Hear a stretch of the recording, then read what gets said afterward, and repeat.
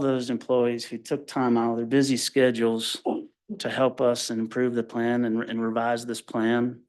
Also to all of our partners who provided comments. I can't thank Jamie Brislin enough. She was instrumental in developing the priority areas with our biologists. And then Emily Smith and Stephanie Estelle with our communications division, two very great people to work with, and helped us improve this document immensely. And finally, our Habitat Technical Advisory Group sub-team, Paul Day, Ian Tater, Brian Parker, Angelique Curtis, Margaret James, and myself for their support and guidance getting this document to the end zone. And with that, we request the commission approve the 2025 statewide habitat plan for the next 5 years. And I'll stand for questions. Thank you, Jim. Any questions from the commission? Commissioner Roberts? Just one quick comment, President. Love the habitat report. It is great. I mean, I love to see that. It sure goes a long ways in how you guys propose it, and you guys do such wonderful work, and that just capitalizes, it puts it all in perspective so everybody can see what that is and how great a work you guys are doing. So thank you. Yep. And President Lundvall, Commissioner Roberts, I visited with Ian Tater yesterday at the Joint Habitat meeting, and he said that report is forthcoming.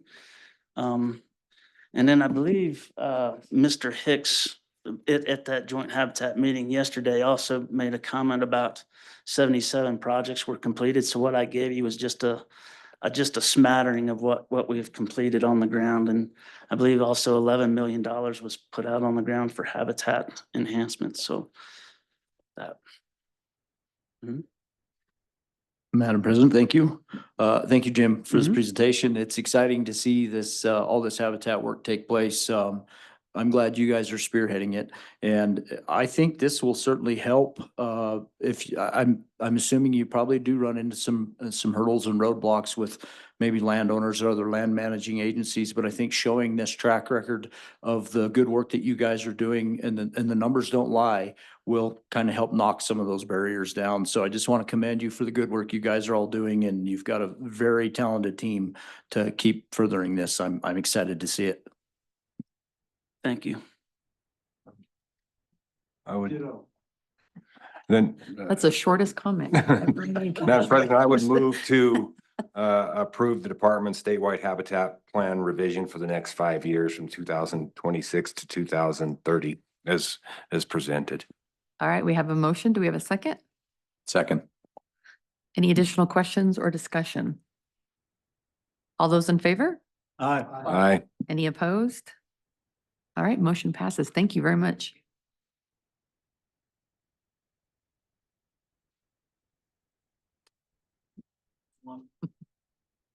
President Lundvall, Director Bruce, members of the commission, as promised, our second grazing plan seeking your approval on your wildlife habitat management areas, this time on the red rim grizzly WHMA. Mark Kufad, the Saratoga Habitat and Access Biologist, will present the plan and seek your approval.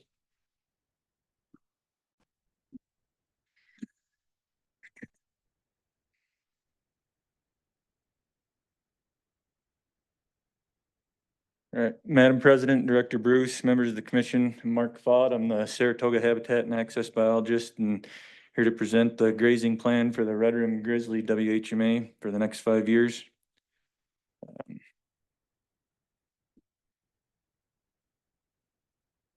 The grizzly WHMA was acquired in 1992. It came as kind of the sister unit of the Daly. It's located, the northern boundary of the WHMA is located 12 miles from the southern boundary of the Daly, and our headquarters on the WHMA are about 40 road miles south of Rawlins, Wyoming. The area encompasses almost 38,000 acres. Of that, the bulk of it's BLM, as you can see, just short of 27,000 acres. There's just over 9,400 acres of that is OSLI lands, what the commission pays the lease rates on, and only 1,600, just over 1,600 acres of it are commissioned owned lands.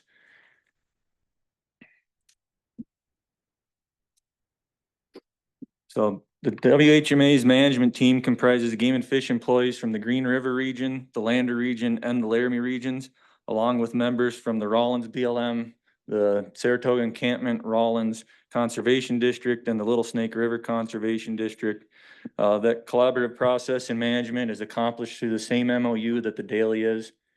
The area has pretty unique habitat features, a lot of sagebrush, bitterbrush, mixed mountain shrubs, unique snow load aspen stands, wet meadow complexes, and riparian areas.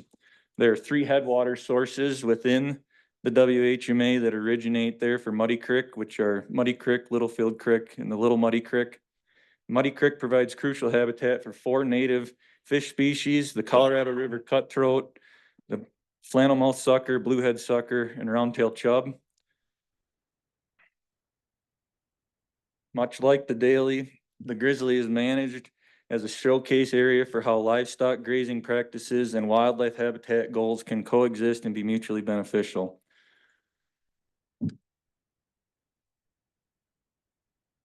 So on the WHMA, we focus on maintaining and enhancing habitat for sharp-tailed grouse, sage grouse, pronghorn, mule deer, and elk.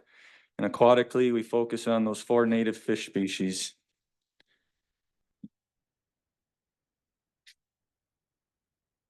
So, our selection process for grazing cooperators is competitive.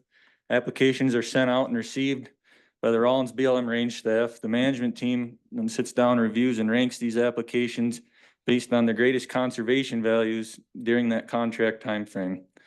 Lands incorporating habitats for the 4 native fish species, mule deer seasonal needs and requirements within the Beggs mule deer herd, and sage grouse rank near the top of that.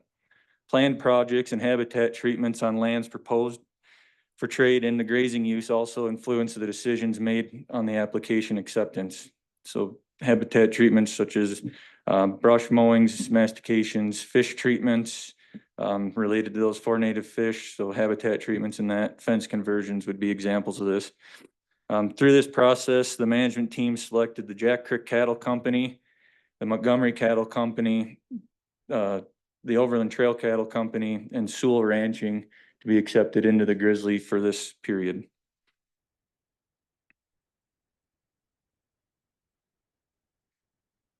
So range monitoring is also a team effort involving the lands proposed for trade in the applications as well as lands incorporated within the WHMA. We use a multitude of methods and techniques to accomplish our objectives with that. We're constantly changing durations and timing of grazing and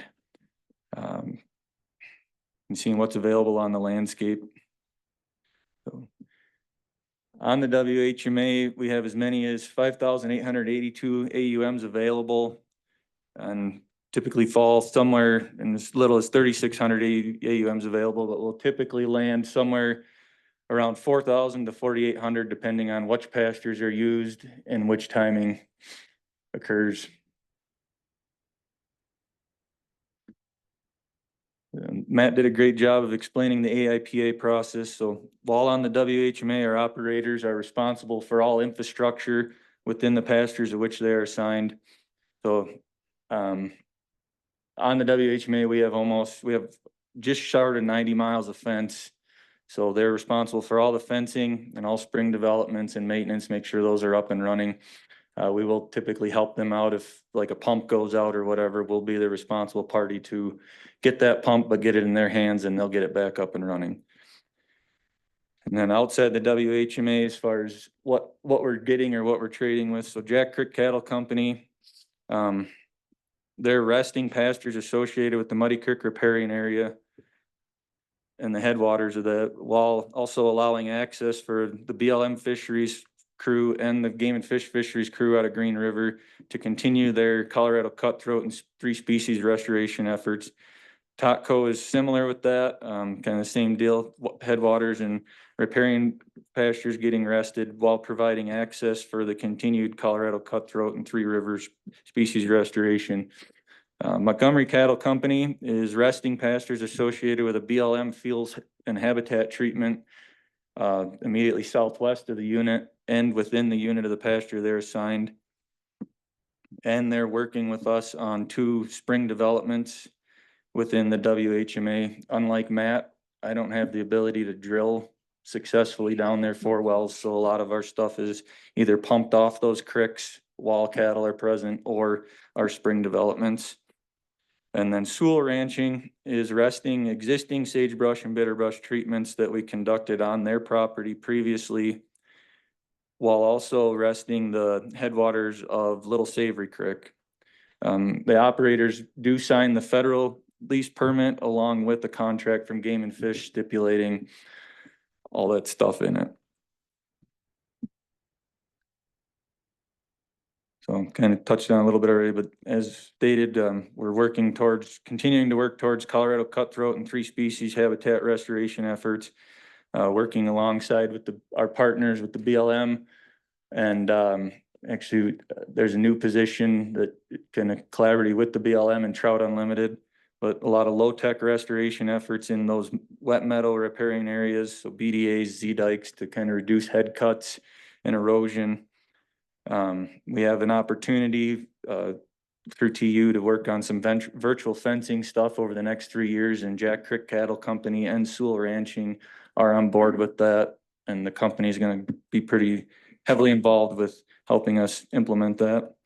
We also work on cheatgrass treatments, so we work closely with the Carbon County Weed and Pest to do that. They have different project areas, and they work in the West Carbon cheatgrass treatment area there.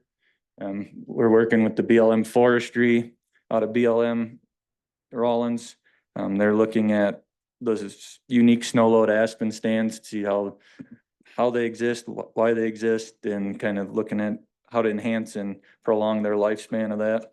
And then, like I said, we're always looking at water. Water is our limiting factor, but we just don't have any groundwater to truly drill into. So with that, ask the commission to approve the 5-year grazing plan for the grizzly. We do have the option to renew for an additional 5 years, but the management teams would only do that if all of the same applicants were coming back in for the next 5 years. So if one was moving on or we'd accomplished our goal, we would be coming back at that point with a new application. With that, I can stand for any questions. Thank you, Mark. Questions, Commissioner? Thank you, Madam President. Thank you for this presentation. I'm wondering with the grizzly and then also kind of going back to the daily, I know you made a little mention about cheatgrass. What's the status of annual invasive grasses and as well as noxious weeds on these properties? Madam President, Commissioner Haskell, cheatgrass is kind of a burgeoning problem down there. It's not to the scale where it is elsewhere in the state. So we're getting a good jump on it where we can actually have an effect on it and manage it and control it. We have some other noxious weeds, spotted knapweed is probably the other big one that's kind of creeping in down there. And we work with the BLM weed program. If we find it, if it's on our stuff, we can spray it, but we can turn it over to them because most of it falls on BLM with the status of that WHMA. So we get them the points and they get out and treat it. And they also work on treating the roads quite a bit. They're Canada thistle and henbane, but we're actively managing the weeds that are out there. Good. I'm glad to hear that. And then with the leases, are they strictly grazing cattle or are there other species, say like maybe sheep or goats, to possibly help control some of those annual invasive grasses and noxious weeds? Those permits are only available for cattle. Okay. So that's what we're doing. Any other questions? All right. How would we like to move forward? Madam President, I move to approve the 5-year grazing plan for Red Rim Grizzly Wildlife Habitat Management Area. All right, we have a motion. Do we have a second? I'll second. All right, any other discussion or questions? All right, all those in favor? Aye. Aye. Any opposed? All right, motion passes. Thank you very Thank you. much. Thanks, Mark.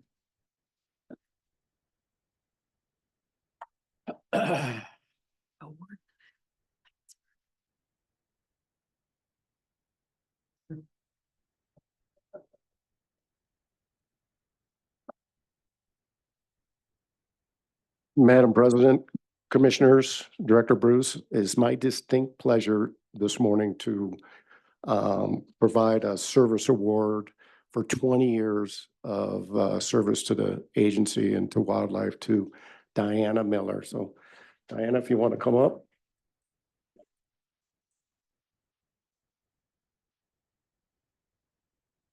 For anybody that knows Diana, her positive attitude is infectious. Her work ethic is impressive. Anything Diana does, she does efficiently and effectively, and it's always fun.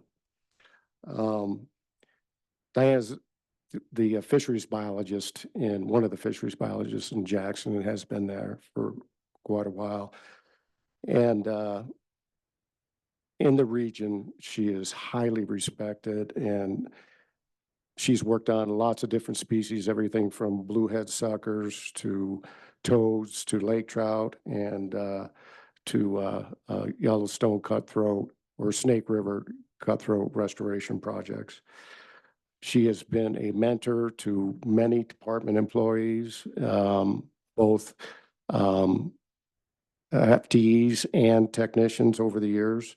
And beyond the regions, she has been highly effective in American Fisheries Society and held positions in that organization and has served in many internal committees within the agency. Her work with Trout Unlimited has been very impressive and has been very influential within the region. With that, I'll just close and say thank you, Diana, for everything that you do and what you've done for the department. So.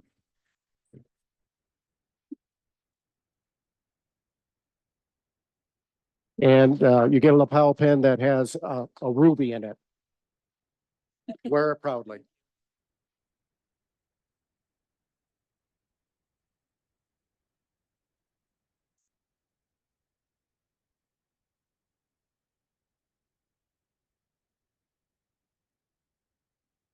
Morning, Commissioners. Director Bruce, I'm Dan Smith, I'm the Wildlife Division Chief for the department, Chief Game Warden. And it's going to be a heavy topic right before lunch.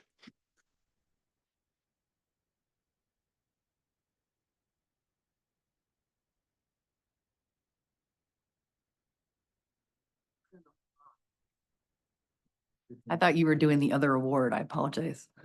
So I will hold off we're gonna hang on to the best presenter until after lunch, if that's okay with when you're good and sleepy, huh?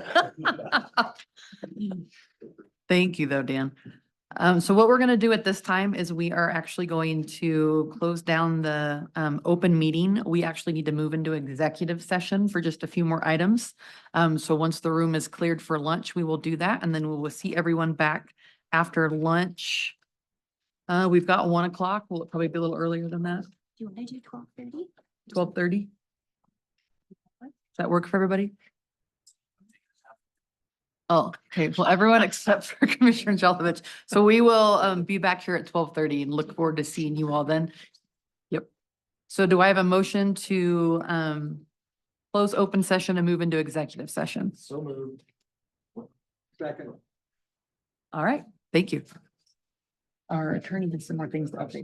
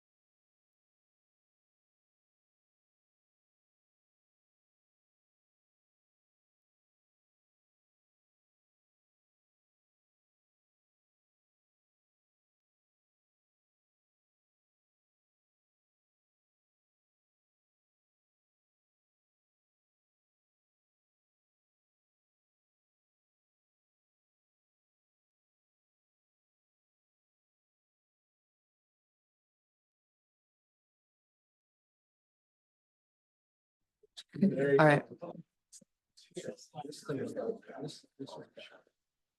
All right, we will go back into open session.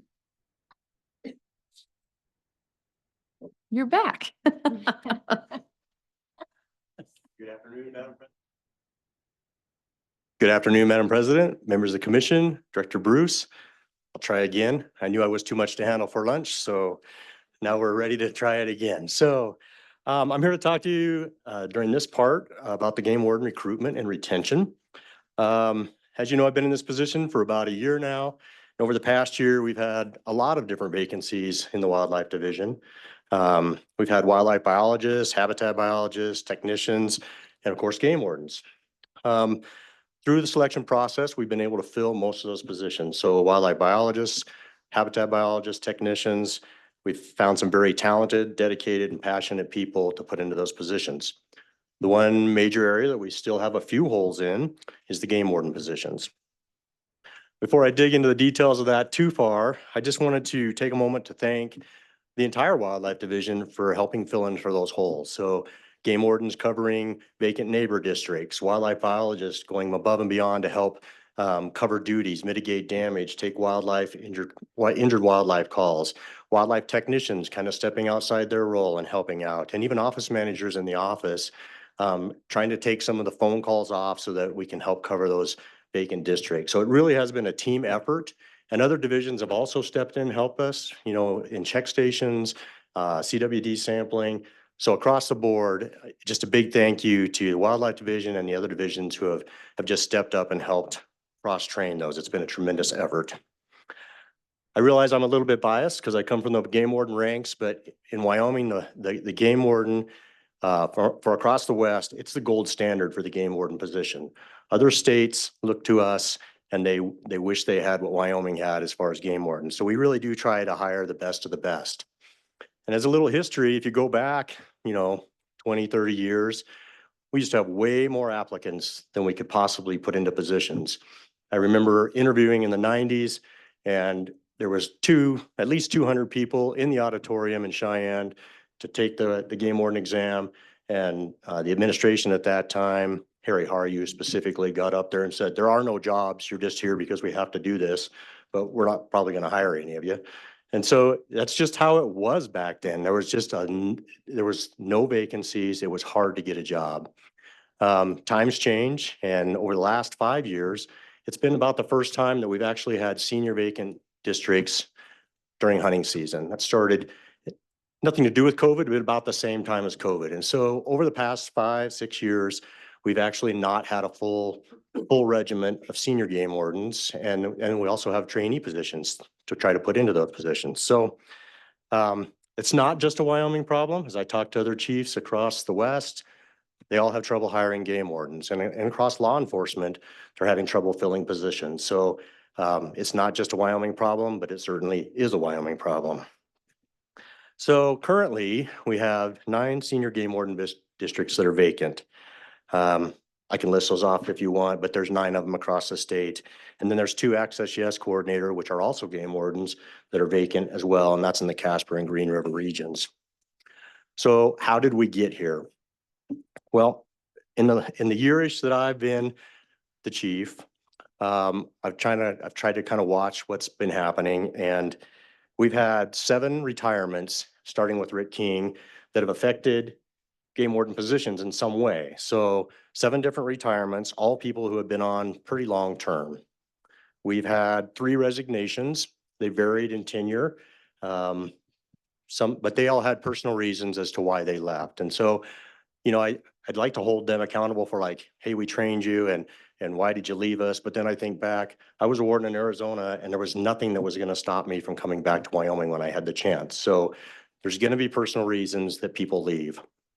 The other thing that we've had is, because of retirements, we've had 5 different game warden type jobs that have promoted into new positions. So filling Mike Choma's old position, my position in Cody when I left, Todd Graham retired, so we had to refill the regional supervisor there. We refilled Scott Werbelow's position when he left Cody. So all of those things all combined together got us to where we are right now.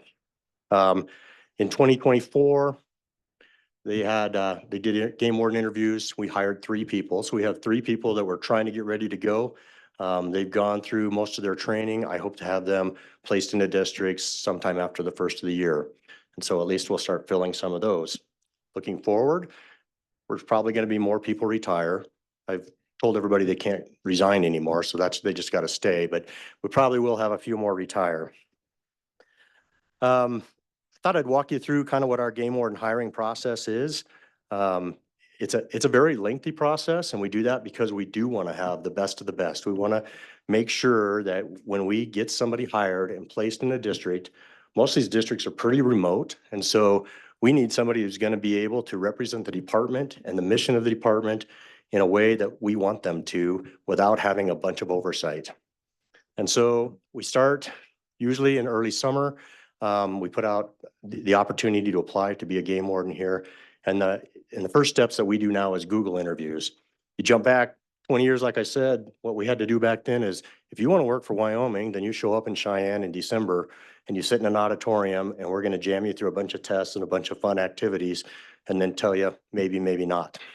So we've tried to lighten that a little bit, make it a little bit easier. So the initial process is that Google interview, and we try to make that just basically a pass fail. Does this person have the potential to do something? Yes, or is it not their time? And so we're going to wait a year. So we start off there. Those that pass the Google interview, we move on to a life history questionnaire. We're worse than the IRS. We're going to try to dig into everything we can, and we have you fill out this form that has you confess all your biggest sins, and we tell you we're going to follow up with a polygraph to make sure that you tell us the truth.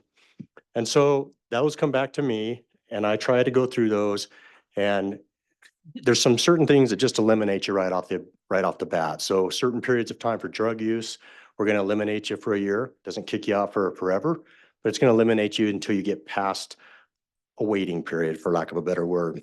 Alcohol abuse would be another thing that might get you booted.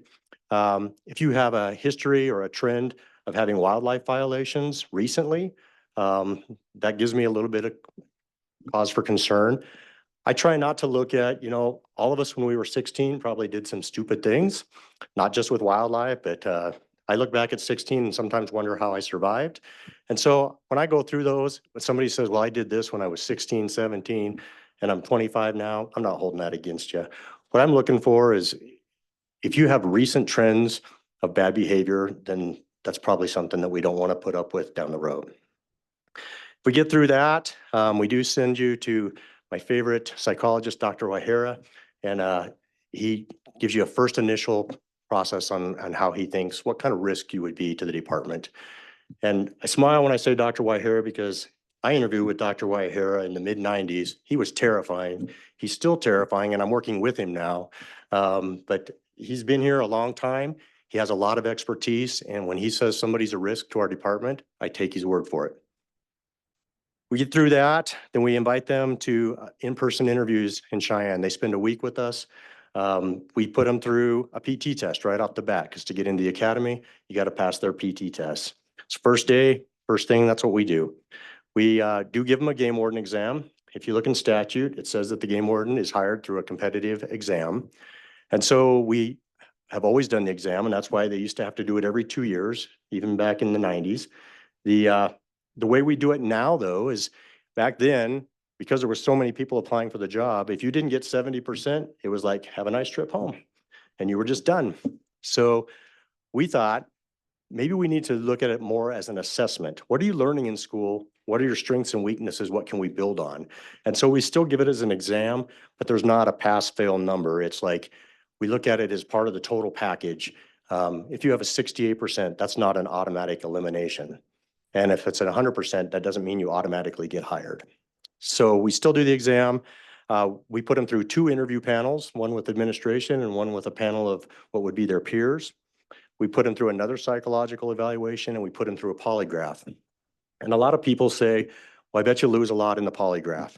We don't, because of, like I said earlier, we make you tell us everything on the life history questionnaire, and we tell you you're going to get a polygraph. So most of that comes out then. From there, we pick who needs to go on further. We put them through an extensive background investigation. And then after we offer them a position, we have one more time with Dr. Wahera. So that's kind of our process. It's very long, but in the end, I think that we get the best of the best. And there's a whole lot of wardens working through through this state that I think fall into that category. So this year, just to kind of give you some numbers, we had 108 people send us applications to be a game warden. And we advertised it for about 3 months. 108 applications, only 66 of those actually met the minimum qualifications of the degree or the background. And I should add that one of the things we've tried to do, and Rick King implemented this, is that we had a set standard for what the degree had to be. And we were wondering if we were missing people that maybe didn't have that set degree, but had some wildlife background, grew up hunting and fishing, or lived on a ranch, and maybe had a few wildlife classes, but then majored in criminology or majored in something else. And so we've lowered that bar or changed that bar to say you have to have a bachelor's degree with at least 20 hours of wildlife classes. And we evaluate each of those, and that's why I say some of those didn't meet the minimum qualifications.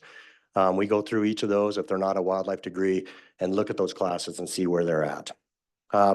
So we moved 66 on through the applications. 48 of those then passed Google interviews, which is good. 35 have passed the initial background check. And so we offered 26 in-person interviews to come in September. Now there is a gap there between, April and September. So unfortunately, before September came, 4 of those took other jobs, other places. And so we had 22 planned to be there. The Friday before the interview process, one of our candidates got injured and decided to withdraw and come back next year. And then we had one that just didn't show after all of that. And so we interviewed 20 people. Of the 20, we have 5 that we're interested in, and we are just finishing up background investigations on them. We're actually meeting on that this Friday to finish that process. We hope to have all 5 of those go forward, assuming they pass our backgrounds, and they'll start the academy in January. So what else can we do to try to fill positions? Because obviously 5 that we're moving on doesn't fill the 10 positions that we have. So other things that we're looking at, we did advertise the access coordinators externally just recently. We're doing interviews on those in the next couple of weeks. We do have some applicants, so we're hoping to actually put some people into those access coordinator positions. It is based on its classification. It has to have somebody that has some past law enforcement experience. And so again, we do have some applicants and candidates. So that's promising for us.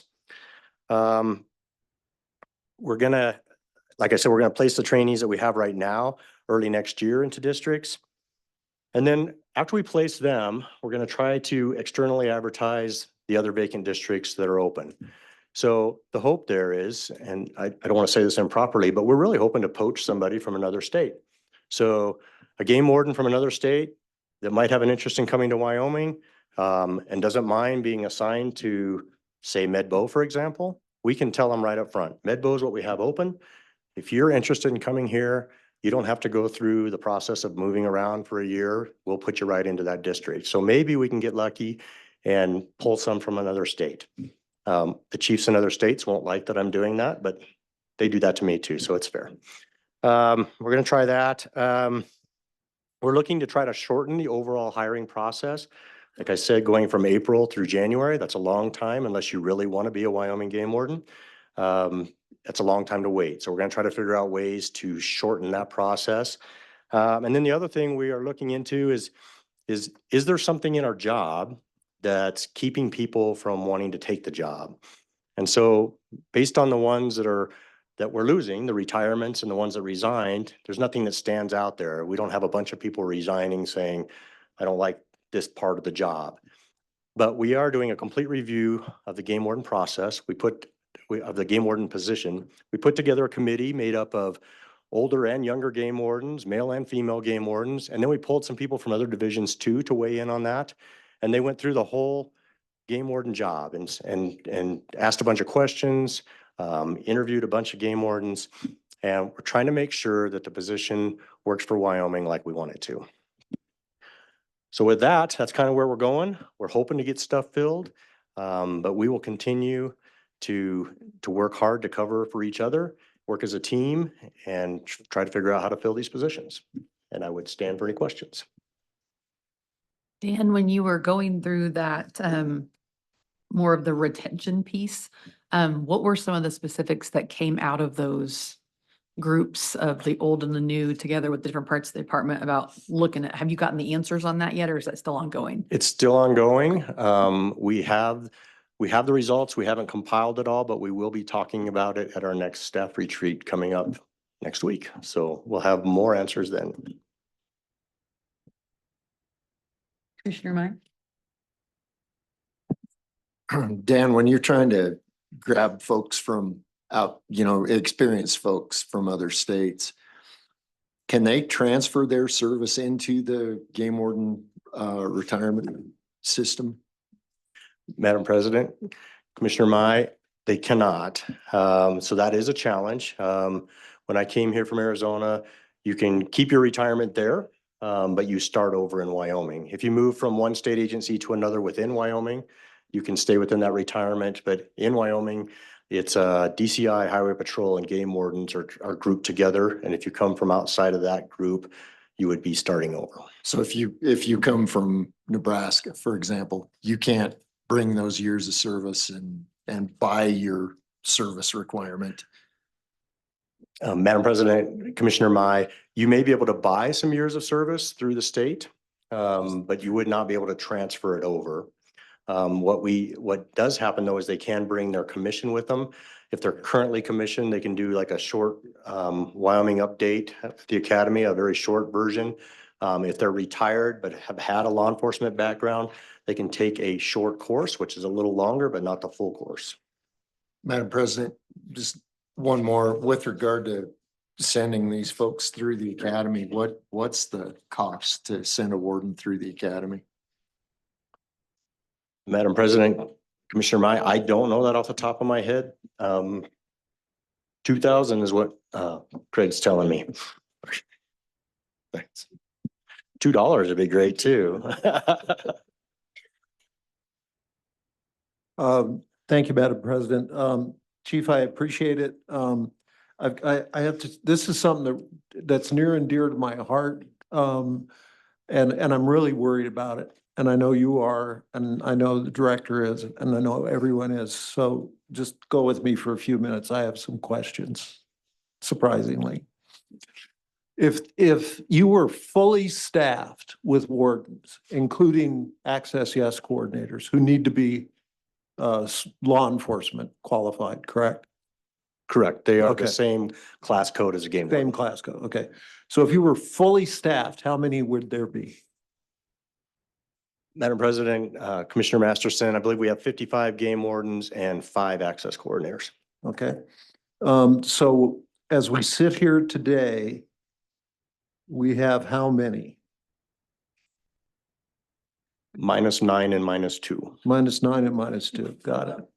Okay. Got it. You don't want me to do that math, sir. No, I don't, well, I don't do numbers either. It's okay. In my view, the people who wear red shirts, are like, they're who make the department what it is. Because they're the ones who interact with the public. They're the ones who build the relationships with the landowners. And they are, I think the department would be a shadow of what it is now if you didn't have the quality of people that you now have in those positions. So I'm not talking, I'm not leaving out the field folks, just so you all hear, I'm not leaving out the field folks. The people who are out, the wardens and the field folks, you make us successful, able to be successful. So when you talk about the process that you use, I can really appreciate shortening it because I can tell you, I don't know of anybody who will wait from April to January. Is that what you said? April to January? It could be as far as that. Yes, sir. To see if they get a job. I appreciate you shortening it. I hope you don't cut down on the quality of people. I hope you don't lower that bar. There might be maybe sometimes there's somebody that's kind of, that maybe now you'll take a leap on, but please keep your standards high. I know you will. like I need to say that, because it's so important. So when you put out notice, of the job, where do you put notice out? I don't know how this works. Game Warden, I do get Game Warden Monthly magazine, but I don't know if there's like job announcements in it. Madam President, Commissioner Masterson. So we do advertise it on our own internal, on our webpage for everybody to see here, but we also hit a lot of job boards. I think it's the Texas A&M job board. As many as those major job boards that we can hit, we try to advertise there, and we have a significant number of non-resident or out-of-state applicants. And so I know it is reaching outside there. And so that's maybe an area that we can try to improve on, but we do try to widespread advertise that and get the word Yeah. out. I just don't, I don't have any answers. I'm just curious how you get word out. And I'm also curious why you said you had, if I understood you right, 3 months for an application period. Why isn't it just open year round? Madam President, Commissioner Masterson, I think the biggest reason is the time it takes to do this process. And so Mhm. when we open it for that 3 months, actually, as soon as somebody applies and meets the minimum qualifications, we go ahead and do the Google interview right there. Mm. And within a week, let them know that they would be going on to Cheyenne or going on to the next step. So each process we pass on, we tell them they're going on to the next step, trying to keep them on the hook, so to speak. Right. And so the reason we advertise it so long though in the beginning is just to try to maximize the number of applicants. And I find it really fascinating. We had, like I said, 108 total applicants after 3 months of being open.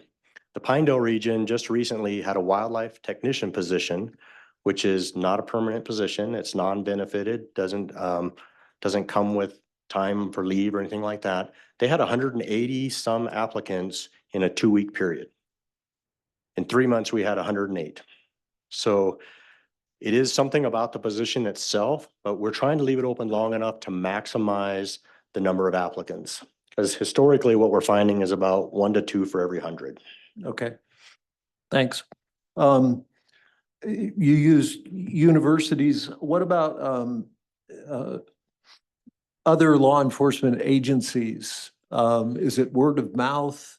Is it, I'm just curious how this works, and don't reveal any trade secrets. I'm just, you've got people who've already been through the academy. Maybe they're tired of doing that and they want to work 24/7, 365 instead. Madam President, Commissioner Masterson, yes, we would love to have them 24/7, 365. The biggest challenge there with other law enforcement agencies is that we're not strictly law enforcement. So as you know, game wardens, about a third of their job is law enforcement, a third is public outreach, but a third is wildlife management. And so that degree requirement, having some background there in wildlife or at least some knowledge of that, is very important to us because we don't want to just hire somebody to just be a law enforcement officer. And so for other law enforcement agencies, we have trouble meeting that minimum requirement of the 20 hours and the bachelor's degree. Because there's plenty of law enforcement officers that we would love to have that are hardworking and could be very passionate about wildlife, but they would probably struggle with the wildlife management portion of the job, which I think is very important. It is. I agree. You talked about recruiting, but the little spiel sheet says recruiting and retention. I'm as worried about retention as I am about recruiting. Because if you're short-staffed and all of a sudden you're one warden and you have your district, and then now you have to cover the adjacent district, and then maybe for a little while you have to cover another district. Now you're 24/7, 365 times 3. And I mean, God love them. I don't know how they do it under normal circumstances. So how are we handling that? How are we taking care of the people that we have now and making sure that we can give them a break every now and then. Send them a Christmas present. To do something to ease the load because I'm concerned people burn out. To you. Madam President, Commissioner Masterson, I have that same concern. We don't want people to burn out. And unfortunately, or fortunately, we hire people that are very passionate and very dedicated to their job. And so one of the biggest struggles we have, in my mind, is getting people to have that balance. Because whether it's a game warden or a biologist or anybody else we hire, the red shirts in the field, all of them make the agency what it is. And for game wardens, they just feel like they need to be involved in everything that happens in their district. And so trying to get them to step back is a challenge. And when you start adding on these other things, it absolutely builds, and we definitely worry about that. And so we have been leaning on other positions within the agency to help us out. The bad winter, we created a task force for people to go down and help move elk or help feed elk and try to bring other people in. One of the challenges with that is if I bring somebody from another district that doesn't spend a whole lot of time on snowmobiles, then I'm going to have to train them a little bit to ride snowmobiles before they can go do that. And so every part of the state has its own strengths and weaknesses. And so it's a great idea to bring everybody from somewhere else, but you also spend a lot of time trying to get them up to speed to be able to do what you want them to do in a safe manner. But yeah, we want to get these positions filled as best we can and as fast as we can because we don't want to create that burnout. Mhm. What I'm seeing so far, at least what I'm hearing from the field, is that it's not a workload issue per se, but there are some things that maybe we can tweak on to make it better, maybe help share that workload a little bit in ways that it doesn't create that burnout, and then helping people take time off because you do need to reset, and it doesn't necessarily need to be a 2-week vacation in Arizona, but take a couple days, regroup, and then come back and hit it hard again and have somebody cover for you during that time. And so we've been trying to fill in with other positions. Supervisors have been spending a lot more time in the field trying to help cover those kind of things, other positions covering, but it's certainly a concern of mine. We don't want people burning out. So far, the people that have left in the past year have not indicated it's a burnout issue. It's, we've got long-term people that retire, and then we have some personal reasons that people had to leave. But so far, people are hanging in there. But it's certainly a concern of mine, and we want to try to fix that. It sounds like you do exit interviews? We do exit interviews. Sorry, Madam President. It's just an ongoing conversation with Commissioner Masters. We do exit interviews. I think we need to look at that process and see how we can do that better. Most of the time when we do exit interviews, it's with somebody who's retired and they're going to tell you a few things, but what we really need is some feedback. Maybe not when they leave, maybe we need some feedback sooner than that. What are things that are stressing you? How can we make it better? Mhm. And again, good or bad, fortunate or unfortunate, we hire people that are very self-sufficient. We're putting them out into very remote areas. And so getting somebody like that to open up about their feelings with the department might be a little more challenging than you might imagine.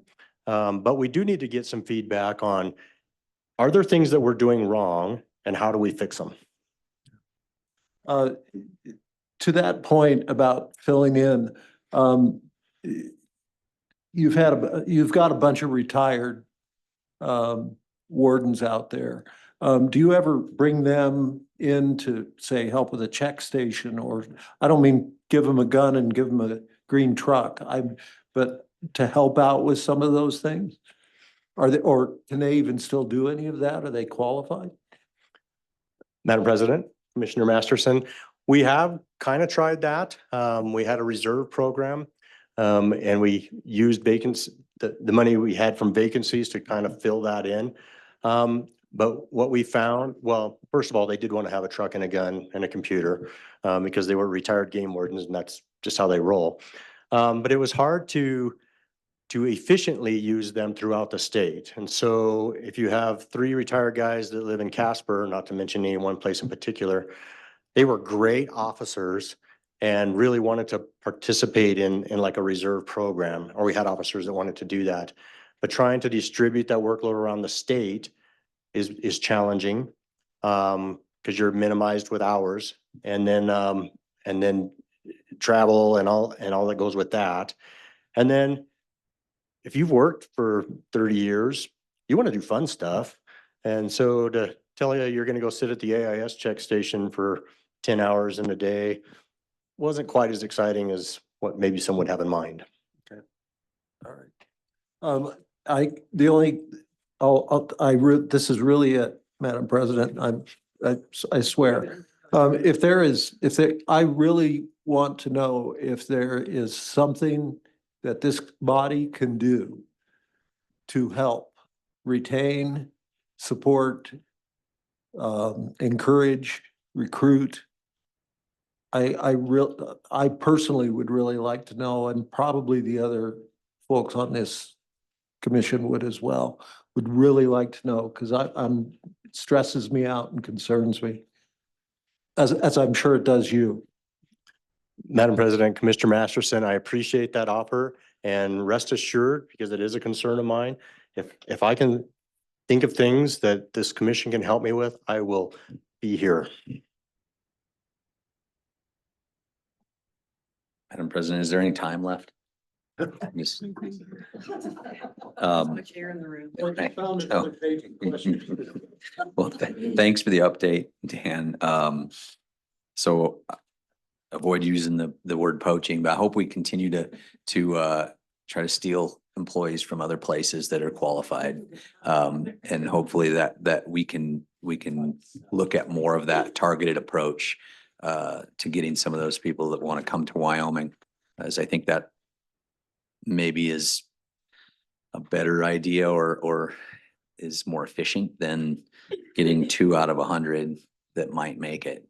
It was interesting. I was at a function last summer and I was golfing in South Dakota with a wildlife guy from a refuge in South Dakota that been there 15 years and said he really wanted to be in Wyoming, but he told the truth on his, he did something when he was 14 years old and said it didn't go any further than that. And I'm like, oh, well, I mean, it's tough. I mean, that's tough. Not saying that was the only thing, because maybe he had some other stuff, but he's been obviously doing a good job where he's at for a long time. But getting somebody like that back to Wyoming or to Wyoming maybe is a possibility. And I have the same concerns that Commissioner Masterson has on retention. Trying to I commend our folks. They don't take very much time off. Even when they take time off, they're not off. I know that. I mean, I see them at the restaurant or something, and they can't avoid talking to people because people know them and they want to talk to them about this or that or something that they hunt, and then they get a call because a goose has fishing line wrapped around its at the fishing lake, and so they just have to go. I mean, they just don't stop. And so hats off to all of them for literally working all of the time. Yeah, I don't know that there's a silver bullet here, but if we can find a better use and more efficient time to target folks that are already in the field, that would be great. The other thing I think that we can look at, and I don't know how much, and maybe you can speak to this, is like cooperative agency stuff, like with sheriff's departments and they're good tools. And I know that they don't have the wildlife background, but they certainly have the law enforcement background and can help in certain ways and fill some of those gaps if needed. And I don't know if you can talk about how we use that or how we do that in different parts of the state. I'm certain it works probably better in certain counties than others. But I think everything has to be on the table right now to try to make it a little bit easier for us to provide the service. Madam President, Commissioner Bell, I thank you for those comments and going back to what you said about the wardens in the field. And I think that just proves the point of that we do hire the best of the best. And I can't thank those folks enough for the work that they do. We have on limited basis tried to have worked without a contract to hire to help patrol certain areas. Some success in that, some others not so much, but that is a great option to look at. And we'll continue to do that as appropriate. President, I was approached by a young man who was really interested in being a game warden. Was asking me about ride-alongs, asking me about things, and I kind of explained to that young man that, getting his degree, and he says, "Nah, I think I'll just be a hunting guide."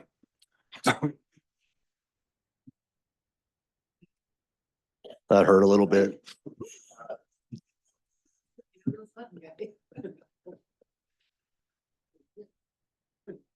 Madam President, so talk a little bit about, do we have an intern program or anything like that that we can start to grow those individuals earlier and get a pipeline? Madam President, Commissioner Bell. So we don't have a specific law enforcement intern, but we do have, what we tell people when they're applying for us is gain experience in wildlife positions. And so we've hired numerous wildlife techs into game warden positions, people who come and work for us in other positions and gain experience in the field. Because being a game warden is just one position, but being able to work in the field, being able to interact with the public, we can get that through lots of other technician type positions in our agency. They get to try us on for size. We get to see how they work. And then we try to recruit them into game warden positions as appropriate. So while we don't have an exact law enforcement internship, like say the Highway Patrol does, we do hire a lot of wildlife technicians, and a lot of the game wardens you see around the state today worked as a wildlife tech somewhere or a damage tech.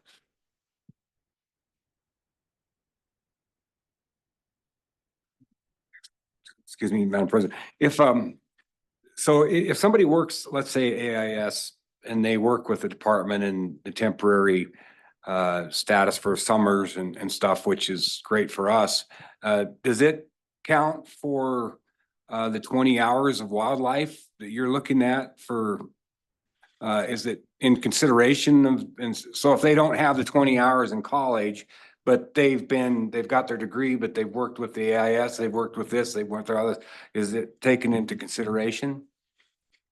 Madam President, Commissioner Roberts, to date, I don't think we've had that come up. It hasn't been taken into consideration. Most of the people that we hire across the agency as technicians have some sort of a wildlife background or a resource type degree, so it hasn't come into play.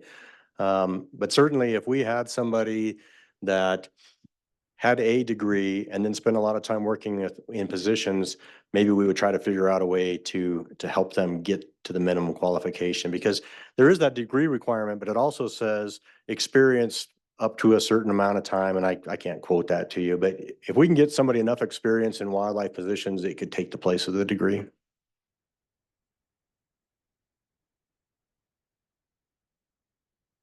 Okay, thank you, Dan. Thank you for your time.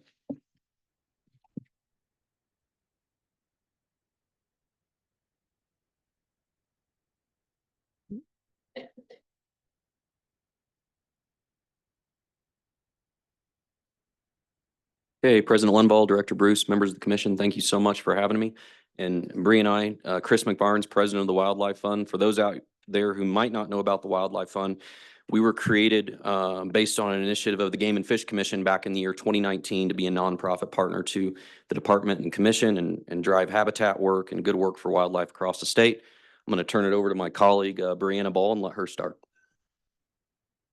Madam President, Commissioners, Director Bruce, I'm Brianna Ball. I am the Program Director for Wildlife for Tomorrow. I'm a little under the weather, so I'm sorry. Take deep breaths. But I'm here just to report on some of our fundraising efforts over the last 2 months. We recently participated in old bills similar to WyoGives, but based in Teton County, and through those efforts, we raised just under $95,000. Those funds are restricted for use in Teton County, but we anticipate to have ripple effects to surrounding wildlife populations and habitats. And then at the tail end of the donors tour, which I think Chris will talk about, I hosted an event on Thursday in Jackson with a group of businesses, and within 2 hours, we raised $20,000. So super exciting past few months, raising about $115,000, and we look forward to providing updates on where those dollars go. Thank you. Thanks, Brianna. Has anyone's email ever gotten hacked? Have you guys been through that before? Yeah. So that is a PSA I want to make. My email got hacked this morning. So if you get a weird email from chris@thewildlifefund.org, please disregard. So I had to say that. So this past week, and as you all know, the Wildlife Fund has become very adept. Our niche are large foundations and corporations across America. And I say it to you guys all the time, but it's amazing the amount of money that's out there in this country. And it's amazing people from Virginia to California to everywhere in between that want to give to Wyoming's wildlife. And last week, Bree and I headed up a partners tour based in Northwest Wyoming. We had 6 incredibly large foundations that joined us, flew in from across the country. Director Bruce was kind enough to set the tone in our kickoff dinner the first night of that tour. And I'll just say it was very, very successful. We toured the US 26 Du Bois Project. We toured the Sublette County Mule Deer Migration Corridor, visited with private producers, visited ranches, looked at wildlife-friendly fencing, conservation easements, habitat treatments, and I can just reiterate the previous conversation, your biologists and those folks doing the work on the ground, you got the best in the country, literally. I mean, there's no way you can convince me otherwise. And the way they interact with these funders and get them inspired and excited about giving back to wildlife, it's great. So you have good people on the ground. So last week's going to continue momentum in all those various areas. Do have some exciting funding updates too to give to the commission. So I'm super excited to announce a $3 million gift today from the Knobloch Family Foundation for wildlife-friendly fence work in both the Red Desert and Upper Green River regions. This is the largest gift that we've been a part of in 6 years, and I say it to you guys every time I get up here. You're not talking with the Wildlife Fund. We're at a point you're not talking $10, $20, $30,000 grants. You're talking multi-millions of dollars. On top of that, we received an additional anonymous gift of $500,000 for wildlife-friendly fence efforts to help with the department's initiatives. So that's $3.5 million. On top of that, it was communicated to us that the department needed help with their statewide mule deer monitoring program and pronghorn collaring in Northeast Wyoming, and the need was $180,000. And I'm so excited to announce today that Wildlife Fund is cutting you all a check for $180,000. For those needs. We worked with our friends at Bass Pro Shops and Cabela's, and even though they don't have a store here, they believe in Wyoming's wildlife. Mr. Johnny Morris and Bob Zemer, and they're investing back through the Wildlife Fund to on-the-ground efforts. So I think our momentum is there with our strategic plan, with our new process with the department. The Wildlife Fund is going to continue all that. So in saying all that, life has chapters, and I want to put on public record today, this is my last Game and Fish Commission meeting. I'm moving on from the Wildlife Fund. It's been a wonderful 6 years. I have my helpers here today. I have my beautiful wife Samantha and my son Lincoln. He's going to be the next U.S. Senator from the great state of Wyoming. I can guarantee you that. I want to thank them because they've sacrificed so much over the last 6 years. You know, when you're on the road 3 to 4 days a week, especially when my son was just born, without their support, it wouldn't have happened. Moving here from Indiana, like completely rolling the dice, you all took a chance on me in a big way, and I'll never forget that. And I took a chance on you in a big way. And my wife allowing us to do that when she had been west of the Mississippi one time, pretty phenomenal. But for a couple kids rolling the dice, I think it worked out pretty darn well. And so just to let you know, we are the Wildlife Fund's completely committed to succession planning. So what we're doing is we posted a vice president's job description today. So you can find that on the wildlifefund.org and on our Facebook page. I'd like to get a vice president in place here in the next month, train them up on all things Wildlife Fund, have them interact with the department, with our board of directors. Then I'm guessing upon my departure, my last day will be January 2nd. And I should mention, I'm getting to chase a lifelong dream. I've been working on a master's in healthcare administration the last 2 years. It's always been my dream to work in healthcare because healthcare is very fragmented and in our country that needs a lot of help.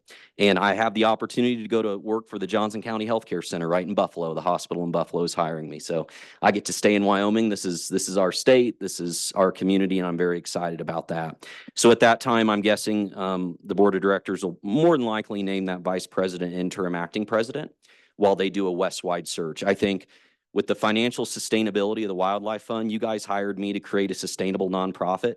And when you threw COVID in there, that is not easy. It'll probably be the hardest thing I've ever done. And you have a nonprofit now that is financially self-sustaining. We don't receive any more money from the commission. Our dollars are private and we're so grateful for those startup dollars. But between the financial sustainability of the fund, the brand we've built, the connections we have with donors, I'm guessing you're going to get some very interesting candidates for my shoes. I think it should be very, very competitive. And you guys, I think, will have a rock star standing in front of you, hopefully in the first quarter of next year, that will be able to do things that I never even dreamed of. So that being said, just want to thank my wife and my boy one more time. And we won't be far. It's been such an honor for me to work with all of you and with members of this department. And as Commissioner Masterson says, I will have my game and fish pom-poms and cheerleaders outfit, and I'll be Team Red all the way. So with that being said, I will stand for questions, President. Madam President, I would, of course, Chris, we're going to miss you dearly. And you've done such a phenomenal job, and we're forever indebted to you because, your name's right there with the shield of the Game and Fish Department. It's just a part of, you started a great organization. It's well respected everywhere you go. I just couldn't give you a higher honor than just thank you. And thanks to, wildlife, thanks you. And the citizens of Wyoming, thank you. So off to the next adventure, and we'll see you down the road, but we sure appreciate you. We really appreciate you. Thank you. Thanks, Commissioner. Appreciate that. Madam President, I'll go next. Despite your choice of footwear, Mr. McBarnes. No, you should see my socks.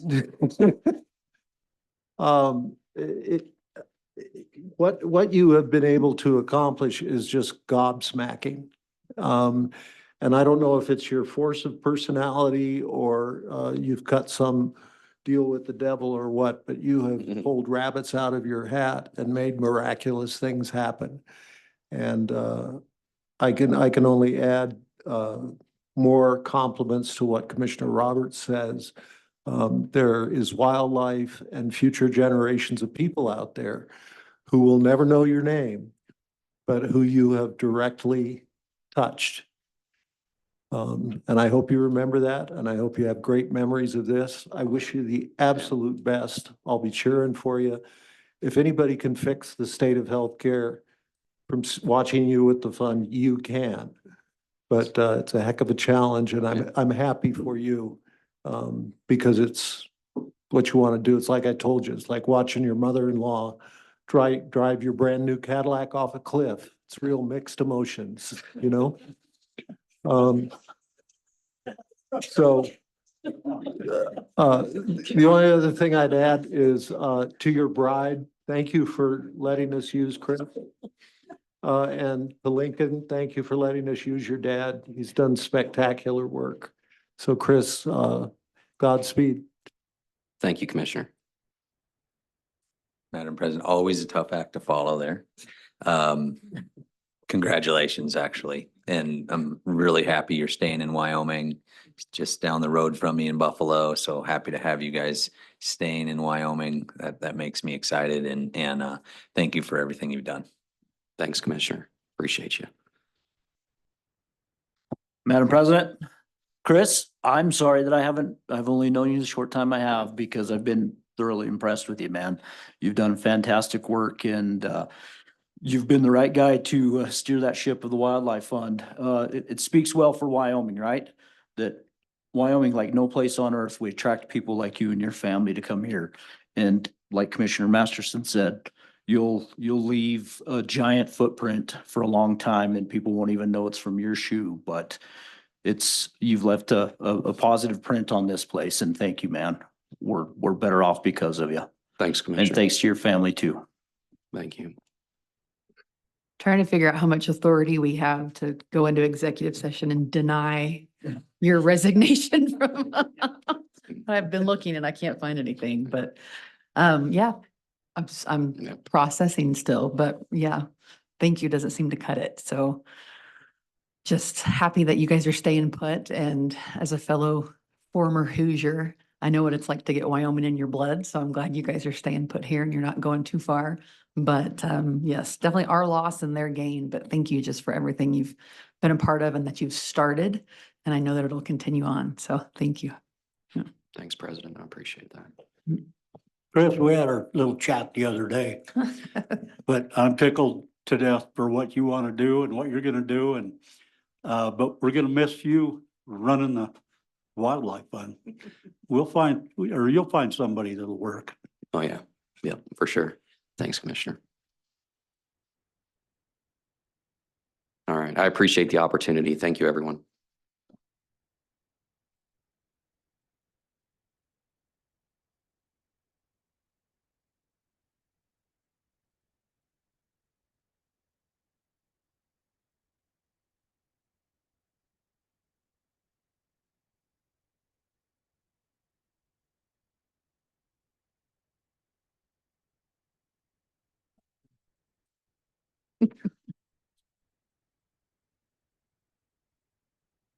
Hello again. Madam President, at the risk of coming back up here again, if I could take just a moment, I wanted to clarify two things for Commissioner Masterson and the rest of the commission. I said 55 senior districts, there's 52, but overall in the state, and I should have clarified this, other than game wardens, we also have investigators, supervisors, access coordinators, game warden coordinators. There's about 82 commissioned officers, including myself, across the state. Okay, next topic. Thank you for that indulgence. Next topic is the special allocation of antelope licenses. In your commission packets, I put these regulations, but I kind of just wanted to go over them. So state statute 23-1705B gives the commission authority to issue up to 160 licenses each year to not more than 2 antelope hunts, provided that not more than 80 of these licenses are issued for a single antelope hunt event. And then if you go into Commission Regulation Chapter 4, Section 4 with a bunch of little letters after it, you can, again, it reiterates 160 licenses available for 2 antelope hunt events each year. And then it does specify that these are issued above the quota. So we set quotas in our season setting process. These are issued above it, but these hunts have historically been spread across multiple hunt areas. And so it's not a huge impact to the resource in those hunt areas. And the regions that have these hunts historically, or that have had them in the past years, they recognize that those hunts are going to be there. And so they make small adjustments as needed. And so you have the authority to do that. Per regulation, the department reviews those applications and then brings them to you for final approval and selection. And then you can approve those for up to 3 hunting seasons. So up to 80 licenses, up to 3 hunting seasons is where we're at. So the last time somebody was up here on this topic was in 2022, and they were awarded to the One Shot Antelope Hunting Club and to the Wyoming Community Foundation for seasons 23, 24, and 25. And so during that, each of those events was allocated up to 80 licenses, but each year those weren't all used. And so for the One Shot Hunting Club, for those 3 years in a row, they used 48, 72, and 80. I was told by Jason Hunter, who works closely with them in the Lander region, the reason they only took 48 that year is that was after our bad winter, and they voluntarily took that number down to address. We didn't have to ask them. We do have the authority to ask them to do that, but they did that on their own. The Wyoming Community Foundation, for those same 3 years, they used 11, 24, and 16. If I understand their process correctly, they apply through the regular draw first and then fill in what they didn't get drawn by using those licenses. And that's why they're not using their full allocation as well. So for 2025 or in 2025 this year, we have 3 applicants. The 2 that I already mentioned, the One Shot Antelope Club, One Shot Antelope Hunt Club, and the Wyoming Community Foundation. And in addition, we also have Hunting with Heroes Wyoming. So all 3 of these organizations have representatives here today. And so if you have specific questions about their organization, I would allow them, or I would prefer that they answer the questions because they're going to know about their organization much better than I do. And so all 3 of them are here. all three of them are worthy applicants. Our agency works with all three of these different groups. And so all three of them are worthy. However, the statute and regulation only allows us to designate two.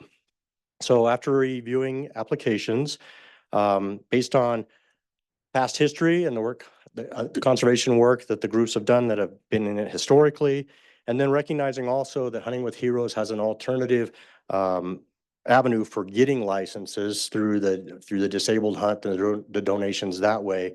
The department recommends that the selection of the One Shot Antelope Hunt Club and Wyoming Community Foundation for a period of the next 3 years. And with that, I'll stand for questions. Madam President, Dan, thank you for that. Do you have numbers on how many licenses are allocated through the disabled hunt? I can tell you how many were authorized for Hunting with Heroes in the last 2 years. So in 2024, total number of licenses from licensing section, there was 176 licenses across all species. 54 of those were antelope licenses. And to date in 2025, 215 licenses across all species. 62 of those have been antelope. Okay, thank you. Madam President, if I may, Dan, help me, what do you mean by designated? You mean Hunting with Heroes received that many? Madam President. Because I wasn't quite, I got the numbers, but I didn't understand the context of the question. Madam President, Commissioner Masterson, my apologies, I jumped into that fast. That's how many licenses have been donated and used by Hunting with Heroes Wyoming this year, or this year and 2024. Thank you. And you had numbers for the One Shot the last 3 years. Could you give me those again? Yeah, the number of licenses that were actually issued to the One Shot Hunt were 48 licenses in 2023, 72 licenses in 2024, and 80 licenses in 2025. Thank you. Thank you, Madam President.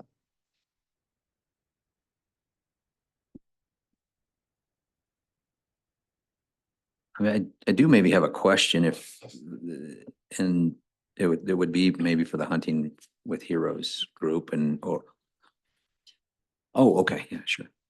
Never mind. Sounds good. So we do have public comment from some of the organizations, so maybe we'll let them speak and then that will allow any other questions or concerns to come up.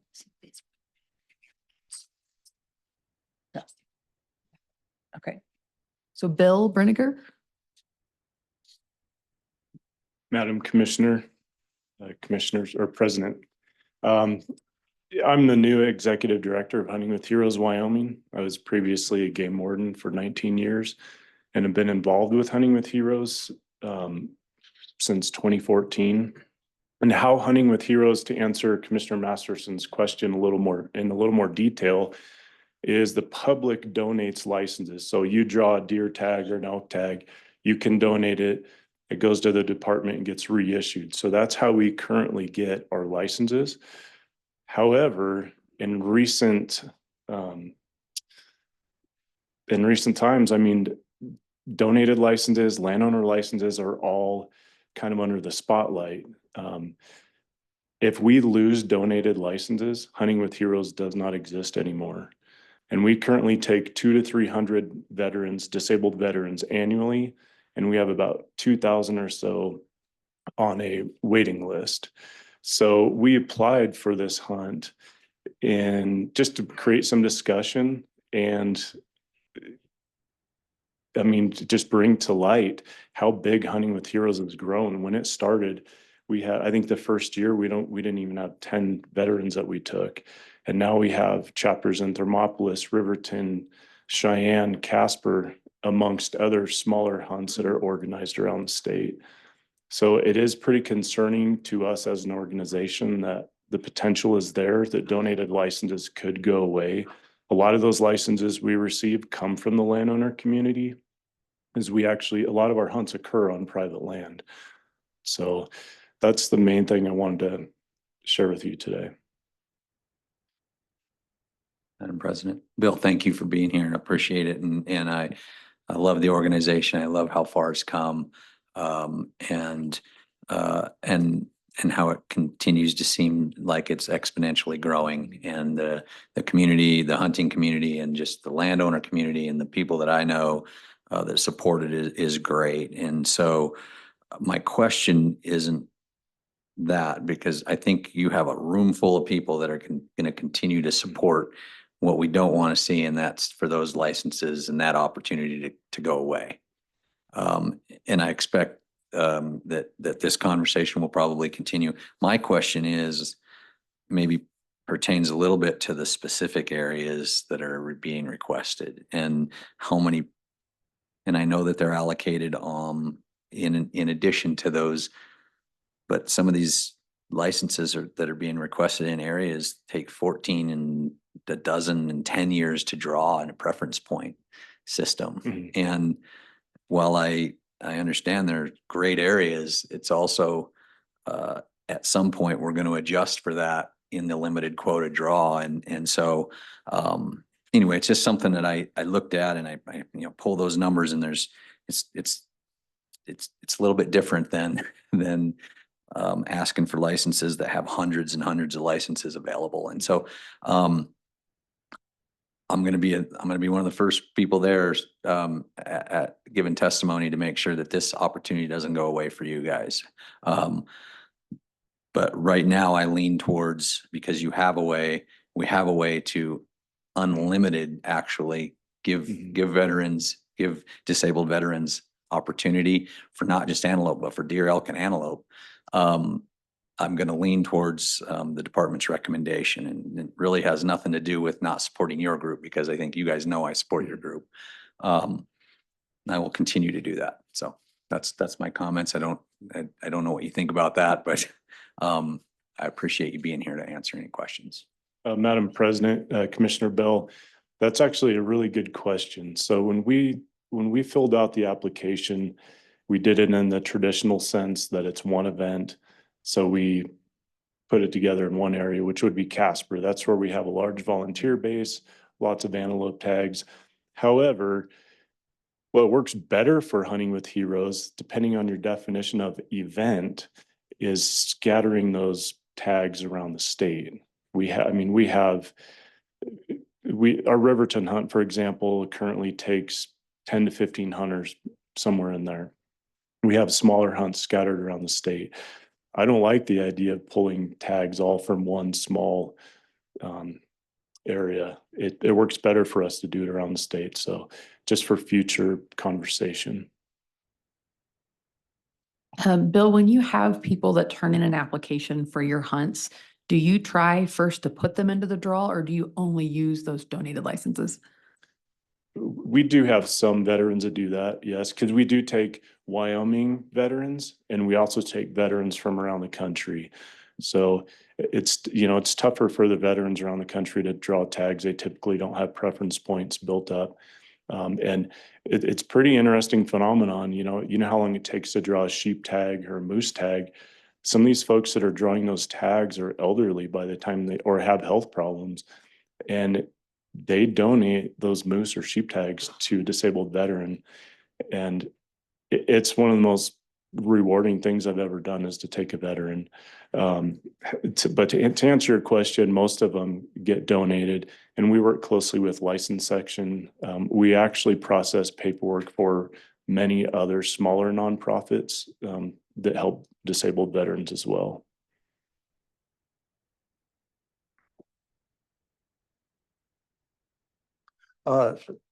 This is like picking which of your children do you love the most. This is hard. Yeah. And I hope you recognize that everybody here supports you, and we all want to see you succeed. I think that the comment I wanted to make was that your observation about donated licenses being at risk.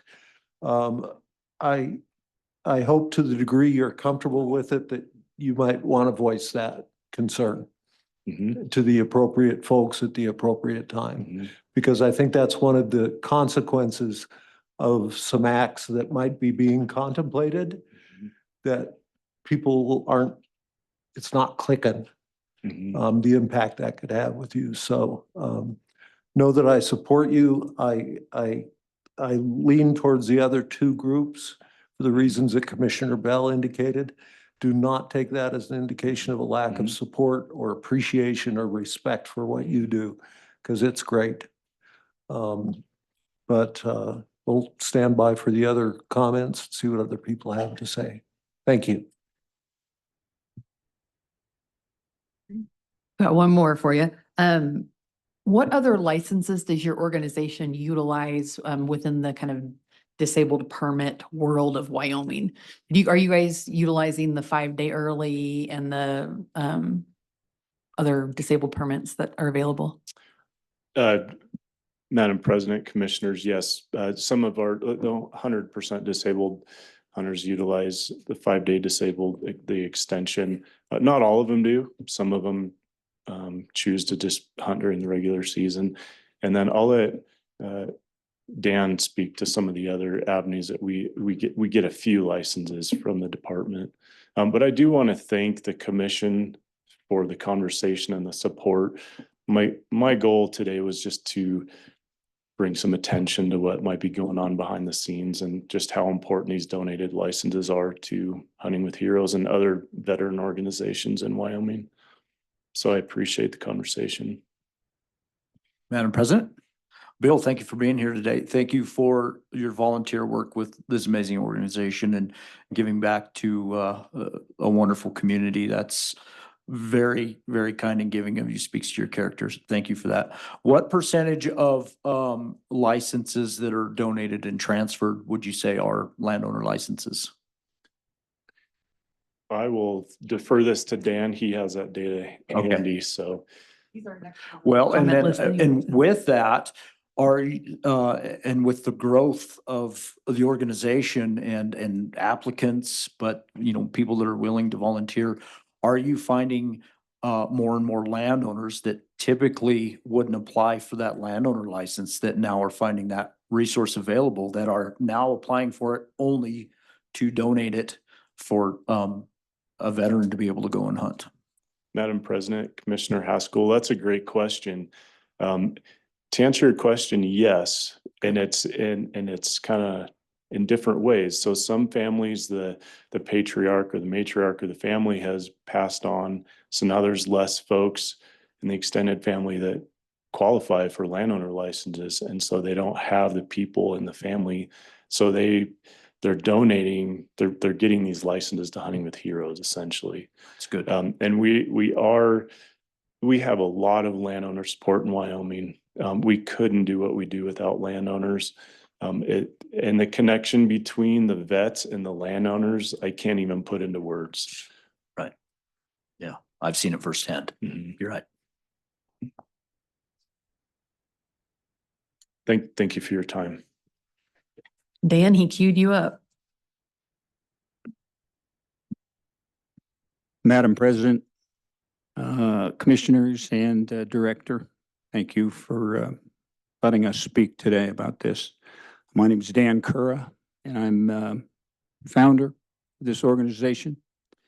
And I want to let you know why we applied this year for this.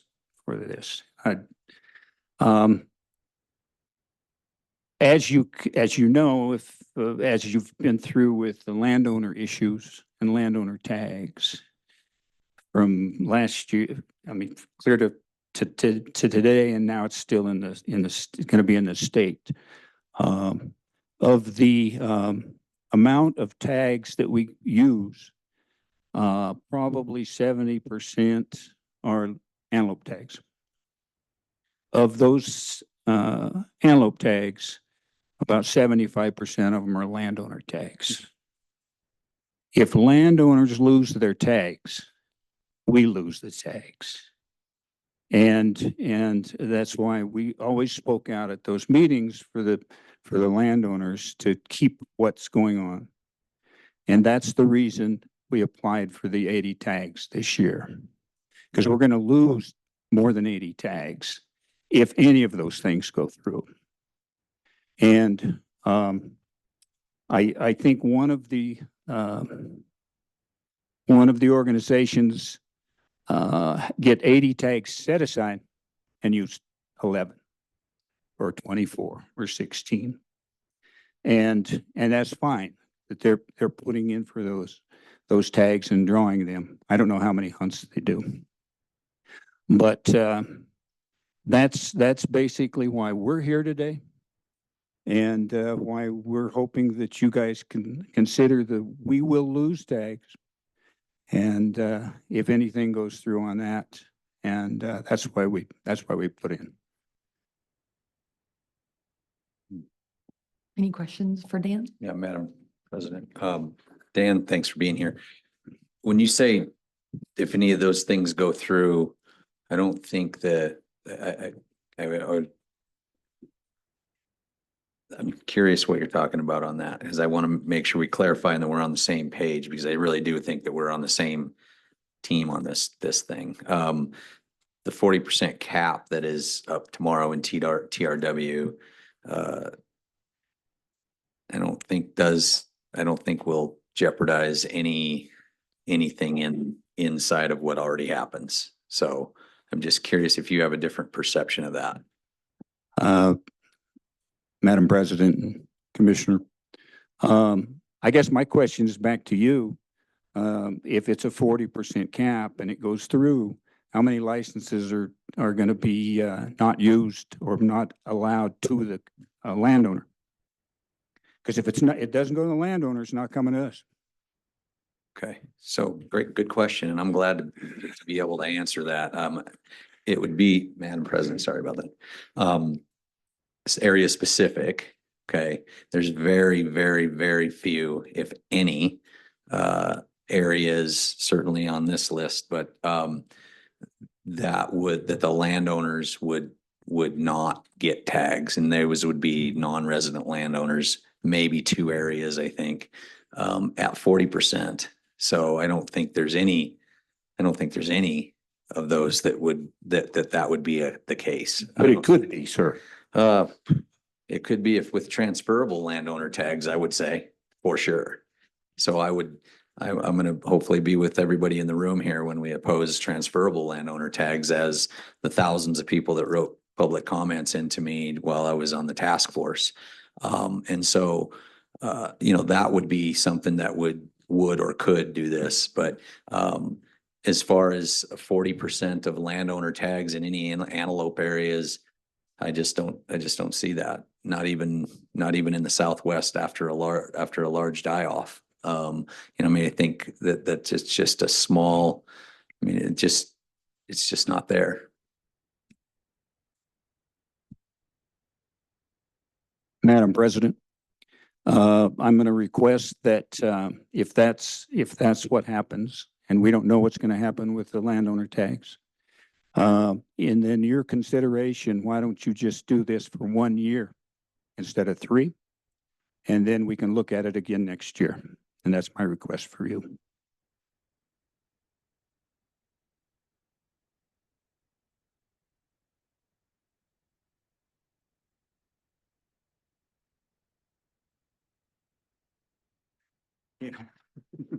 Smith.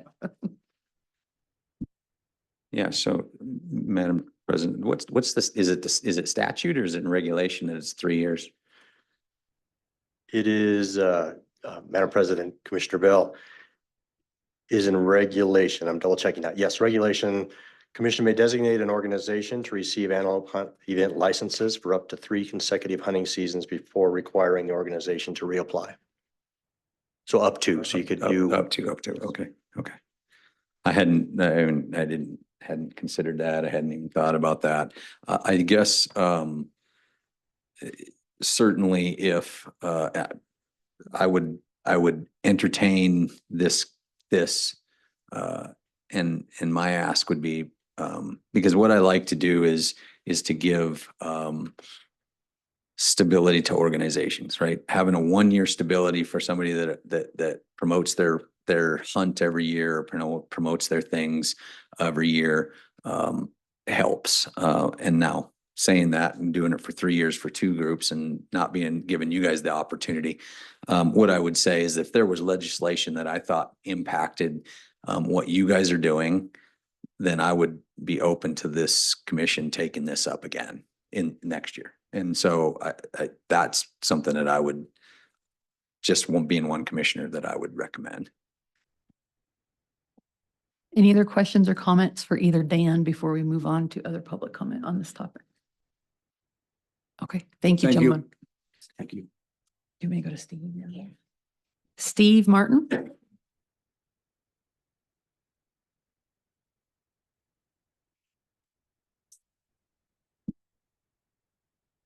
Good afternoon, President Lomball, Commissioners, Director. Steve Martin, I'm with the North American Pronghorn Foundation. And we have concerns about the population of pronghorn in the state of Wyoming and what these hunts will impact on that population. Given, not taking anything away from the opportunities that these hunts, give folks, especially the Wyoming women's pronghorn hunt. But we have to we want you to consider the impacts on those populations. A couple of these areas that have been applied for have very few licenses available to the public. And we have to look at, what are the populations doing in those areas? Are they rebounding from the winter we had in 22, 23? Or are they still on the decrease? So we just ask that you consider that when you consider these hunts. And, it says, in the statute, up to 160 licenses. Doesn't mean you have to give the full 160 to these two hunts. So we ask that you consider that and consider the population in Wyoming and in these areas that are being requested. And I'll stand for any questions. Thanks. Madam President, Steve, thank you. It kind of maybe goes to a little bit what I was talking about on allocation of these licenses on top of, what the quota is and in some of the areas being requested, having, when you pull those preference points and how hard those are to draw in some of those areas, and then allocating licenses on top of that, it's harder for me to, I agree with you, is what I'm saying, is that we have to watch that and be careful of that and maybe one of the other reasons why I lean towards the ones that are being proposed is that they actually enter into the regular draw first, and most of those licenses are allocated through that draw. So that and the fact that right now I don't think there's any, I don't think that the threat is there that we can't cumulatively thwart in legislature to do away with allocating licenses to disabled vets. I just don't feel like this legislature or any legislature will do away with that ability. And so I would hope not. Anyway, thank you. Thanks for. Madam President, Steve, thanks for being here today. And so you've expressed your support for these organizations and the work they do in recruitment, especially, in women coming to hunt and you can see by their numbers that there's really good retention. You asked for us to consider those numbers. What do you think is a good recommendation on those numbers within those given hunt areas and what's asked for? I don't have a suggestion. I would leave it to the department to look at the overall populations in those areas and to, the professionals, wildlife biologists can come up with a number that the population will sustain in those areas that are, being requested. And I like to, Dan's suggestion on the, or Bill's suggestion on the statewide, instead of having to list 5 areas and the tags from each of those areas to be able to draw from the whole state, because the whole state could be utilized for hunting with heroes type hunts. So I would leave it to the department to come up with a good number for each of those areas as far as what the resource could sustain. Thank you. Any other questions for Steve? Okay, thank you. Thank you. Any other questions from the commission or public comment? Do we have anyone online? Okay, Becca?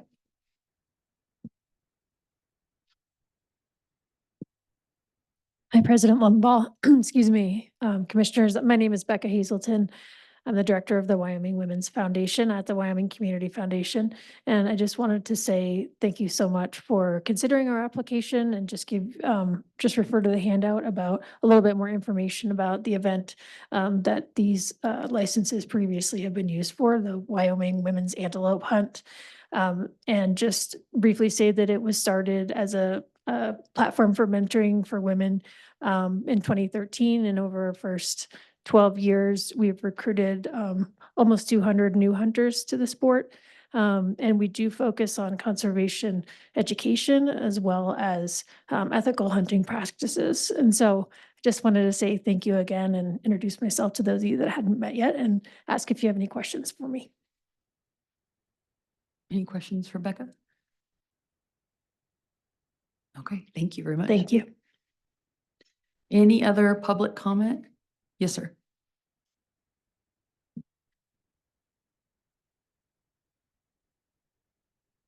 Madam President, Director Bruce, Commissioners, I am Phil McQueen. I'm the current president of the One Shot Antelope Hunt Club at Lander.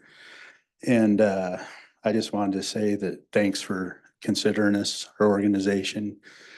I don't know how much you guys know about, there's 3 organizations. There's the Hunt Club, the Pass Shooters Club, and then the Water for Wildlife Foundation. This year we raised $357,000 on our Water for Wildlife banquet. 95% of that money goes to water projects, put back into conservation. So we just hosted our 82nd hunt this year. It's been going on since 1940. Governor of Colorado and Wyoming are co-hosts of the hunt. We haven't had much luck with the Colorado governor here lately, but he is invited every year. So again, thanks for considering us on our application, and I stand for any questions anybody might have.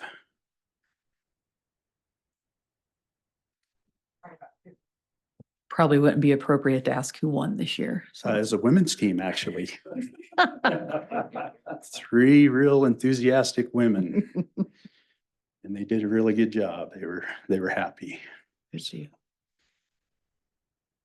Questions, comments for Phil? Thank you again, Commissioner. Thank you.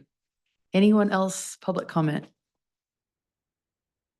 Okay, what is the pleasure of the commission? Madam President, can I ask one more question? Absolutely, go ahead. Dan, this is probably a silly question, but we allocate on top of the quota in these areas. To what extent can an organization ask for 80 tags in one area? Madam President, Commissioner Bell, we stick to what they've asked for here. So if somebody asks for 80 in one hunt area, that would give us pause. Wonderful. I'm glad to hear you say that, but we could, is it written like that for real?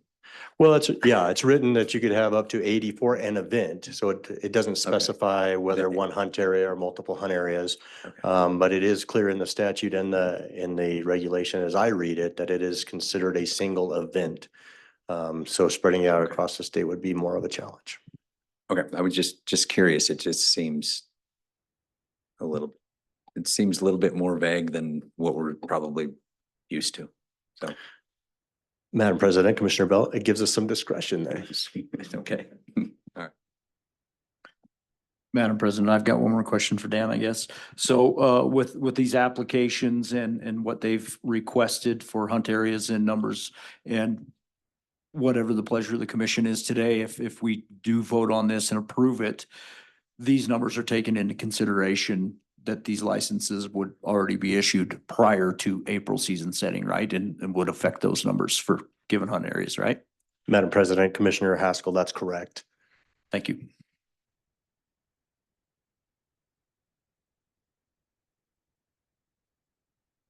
All right. Anything else from the commission? All right, what is the pleasure of the commission on this? Madam President, I would vote to approve the allocation of the antelope licenses for the two organizations, the Wyoming Community Foundation and the One Shot Antelope Hunt as recommended by the department. We have a motion on the floor. Do we have a second? I'll second that. All right. Any other questions or discussion by the commission? All right. All those in favor? Aye. Any opposed? All right, recommend.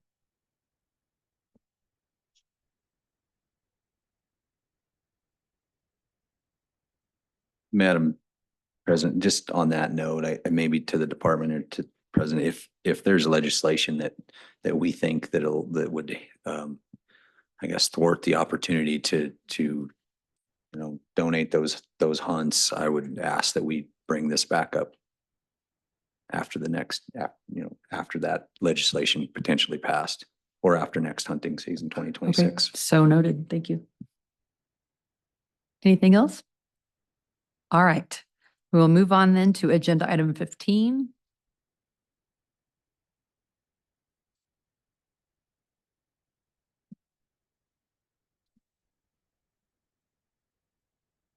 Good afternoon, President Lumball, Commissioners, Director Bruce. I've got two agenda items today. We'll start with agenda item 15. Here seeking a vote to approve two new license selling agents. First up, we've got MTR Ranch Supply. They're out of Basin. They would be the only agent in Basin. And then we've got Gray's Market out of Manila, Utah.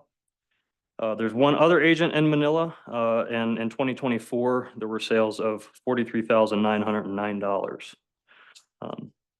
With that said, the department recommends the commission to vote to approve the two new license selling agents, MTR Ranch Supply Incorporated and Gray's Market LLC in Manila, Utah. And with that, I'll stand for any questions. All right. Any questions for Josh? Okay. What is the pleasure of the commission?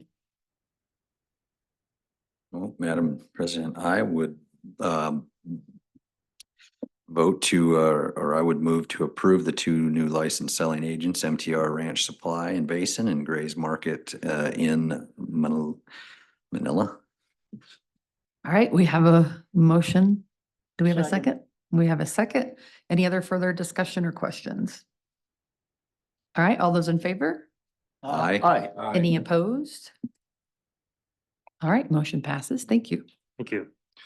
President Lumball, Commissioners, next up, we've got the conditional renewal of license selling agents with total sales of under $1,000 in 2025.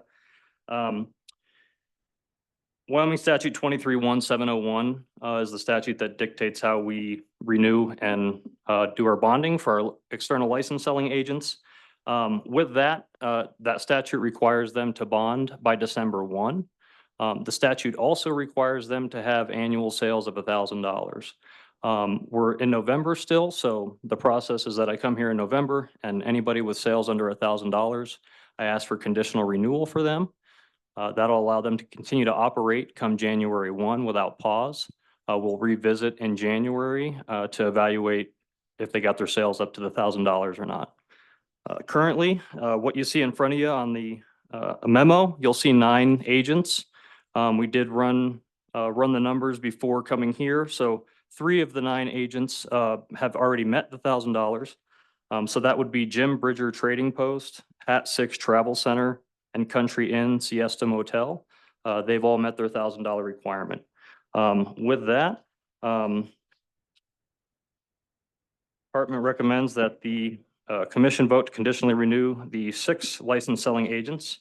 And the 6 that we'd like you to conditionally renew are Murdoch's Ranch Home Supply in Casper, Fast Stop 1134 in Rock Springs, Gray's River Sports in Alpine, Alta Convenience 6221 in Rock Springs, Fast Stop 1136 in Evanston, and Gannett Sports in Pinedale. With that, I'll stand for any questions. Josh, I noticed a couple of these are at 0 for 2025. And I'm looking through the notes and everything, do we have reasons on some of that or? President Lumball, yes. So some of those were new. in 2024. And so they, if you'll notice, actually, they also had $0 sales in 2024. So when somebody comes on later in the year, we generally give them opportunity to, if their first year out the gate, they've only been in business for 3 months, certainly we're not going to hold them to that same annual requirement. So that gets us to 2025. With Fast Stop, for instance, I know there was an issue with their corporate office not adding the correct button to the cash register that they needed to do game and fish sales. We've discussed corporate entities in other scenarios, but they're kind of a hassle to deal with sometimes. That's what's going on there. Murdoch's, really not quite sure what happened there, but my assumption will be that come January, I'll be asking you to close a couple of these. Okay, thank you. Any other questions, comments from the commission? Madam Chair, thanks for the information. I don't know if you have any idea the answer to this, but Grays River Sports, as of October 2nd, had 0. And in 2024, it had $25,000 worth. And now it's, in the most recent report you had, at least, was 0. President Lumball, Commissioner Masterson, Grays River Sports sold. The person that bought was supposed to be submitting an application for, to continue selling game and fish licenses. They never did get that to us. And so that's what happened there. Okay. Are they one of the, maybe I missed it. Are they are you seeking a conditional for them? President Lumball, Commissioner Masterson, that is correct. Essentially, we wanted to give ourselves opportunity to get to January, just because if there's, if they do end up getting an application in and want to become an agent, or anything like that, in theory, there is still that time. We've got November, December to make those sales. We have had agents in the past that have gotten themselves up to that $1,000 requirement, by buying like themselves and their families licenses and that type of thing. So, Christmas presents. Yep, exactly. So there is some opportunity there for them to meet that. And so, again, it just seemed a little cleaner and more efficient to just kind of handle everything at once and then come back January for cancellations if need be. Okay, thank you for helping me with that. Other comments or questions for Josh? I'd like to make a motion that we conditionally renew the 9 license selling agents. 6. Huh? There's 6. Remember, he said the other 3 have already met their $1,000. Oh, they did. Okay, so the 6 that are left. Okay. Second.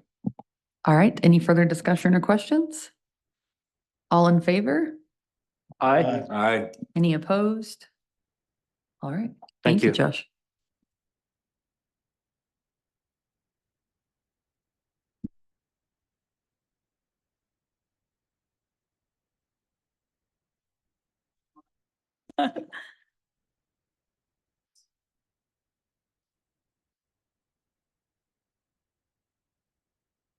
All right. President Lundvall, Director Bruce, and members of the commission, I'm Ashley Leonard. I'm the Education Supervisor at Game and Fish, and today I'm excited to present to you all some of the efforts that highlight our agency's education and outreach in the past year. So first, I want to emphasize that education and outreach is truly an agency-wide effort. The education team works very closely with the regional information and education specialists, but also all other department personnel to carry out programs around the state. So this is pretty cool. Between July 1st, 2024 and June 30th, 2025, Game and Fish employees as a whole group collectively reported spending over 1,500 hours facilitating 284 programs that reached 30,371 participants. And that is not including our hunter education students, which I'm going to mention later. The most common audience, in case you're wondering, is just the general public. That's followed more specifically by, in order, adults, then middle school students, high school students, and then elementary aged students. The average reported program length this year was 3.7 hours. And the most popular presentation content is content-based. So that's on like wildlife, fish, habitat, ecology, and wildlife management. The second most common program was public relations, followed by skills-based programs on like hunting and fishing, and then lastly, facility tours.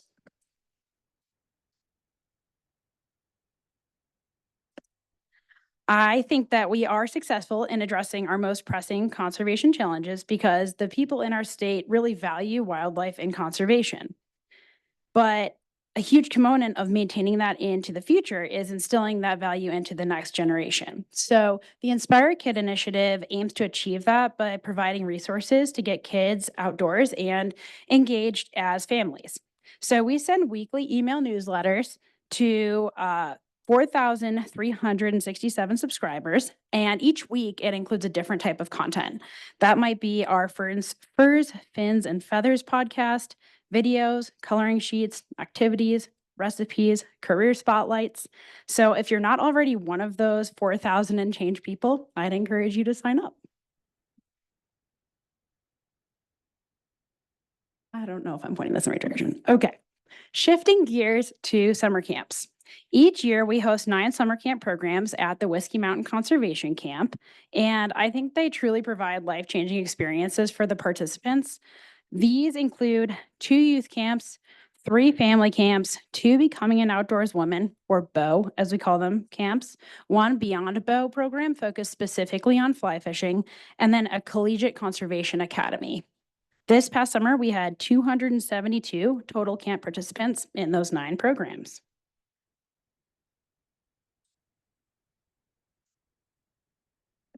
So our summer camps rely on quality volunteers and agency personnel, and I want to just extend a huge thank you to all of those that served in that role this past year and in previous years.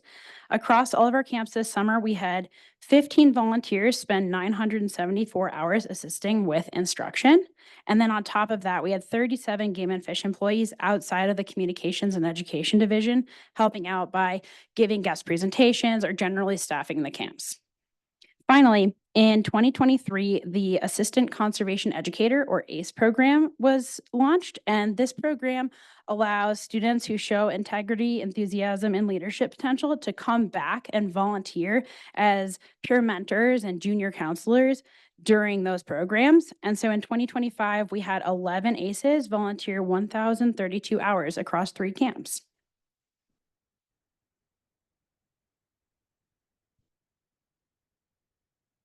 All right. We implement surveys at all of our camps to solicit feedback and continue improving our programming. So these are some notable statistics that came out of our participant surveys this year.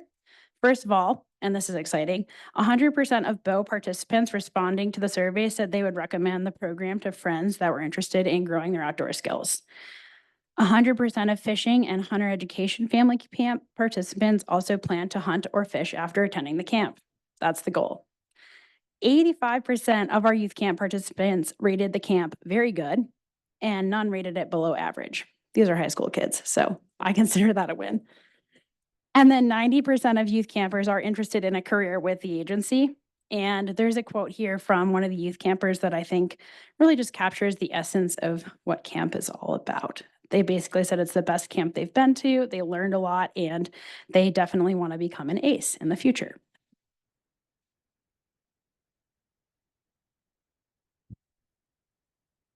So focusing in a little more on youth camps, youth camp is actually one of the oldest programs run by Game and Fish at the Whiskey Mountain Conservation Camp. It started in the early 1990s. We now host 2 7-day youth camps each summer, one for boys, one for girls. And the top priority is to immerse them in exploring kind of potential career options with the department, showing them what we do.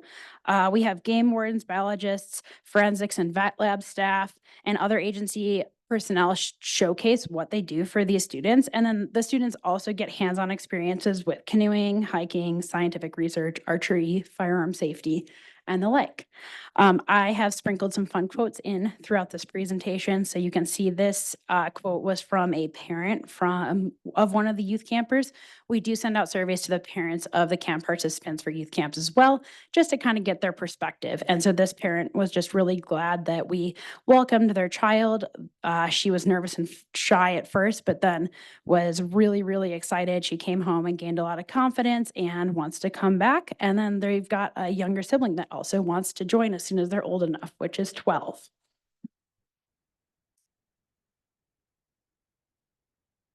Family camps. So I mentioned we have 3 of those.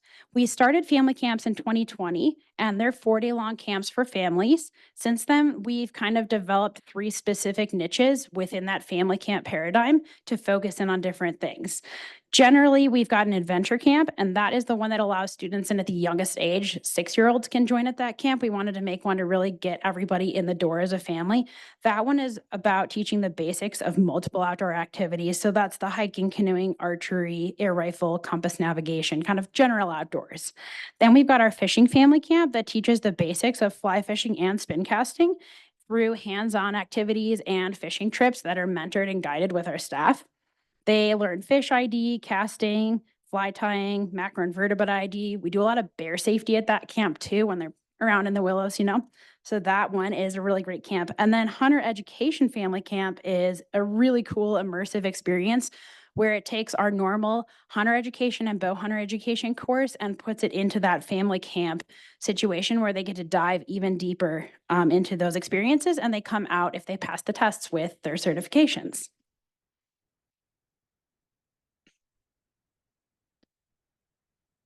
So Becoming an Outdoors Woman is a national program that began in the early 1990s as well. Game and Fish started that in 1996. We conducted our first one here. And then in the Wyoming Bow's 29-year history, more than 1,100 people have been through the program. And now we actually host 2 of our regular Becoming an Outdoors Woman camps each summer just due to the popularity. We actually have an application process to get it, and it is wildly popular. It's a 4-day interactive workshop for adult women that are interested in building those outdoor skills.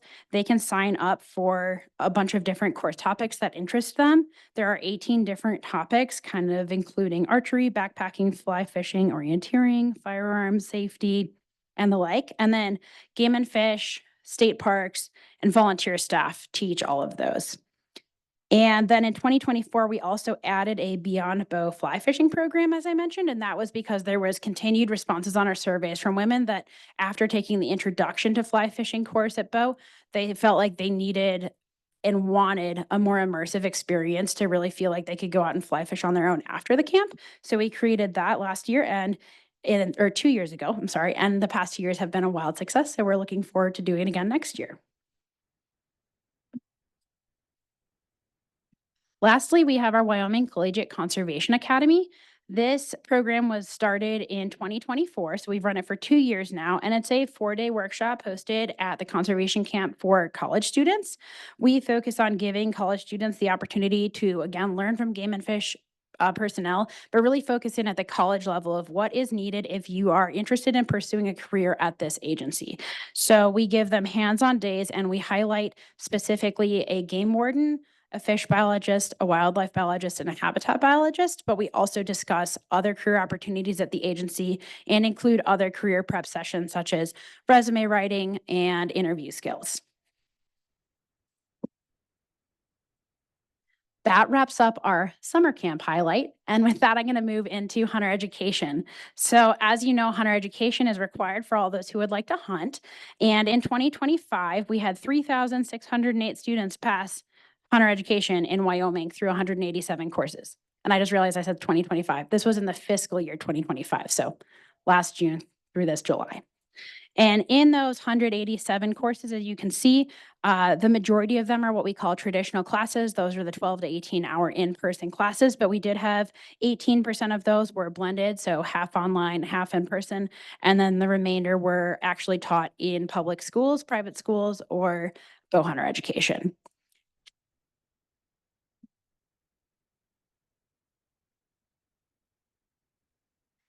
We absolutely could not put on hunter ed in Wyoming without instructors that are volunteer based. They are crucial to the success of our hunter ed program. And in this past year, 236 hunter ed instructors taught, and that included 55 game and fish staff and 181 volunteers. So we also hosted 2 new instructor training workshops that trained 43 new instructors. And instructors spend an impressive amount of time teaching hunter ed classes. In FY25, that totaled almost 9,000 hours spent teaching hunter education.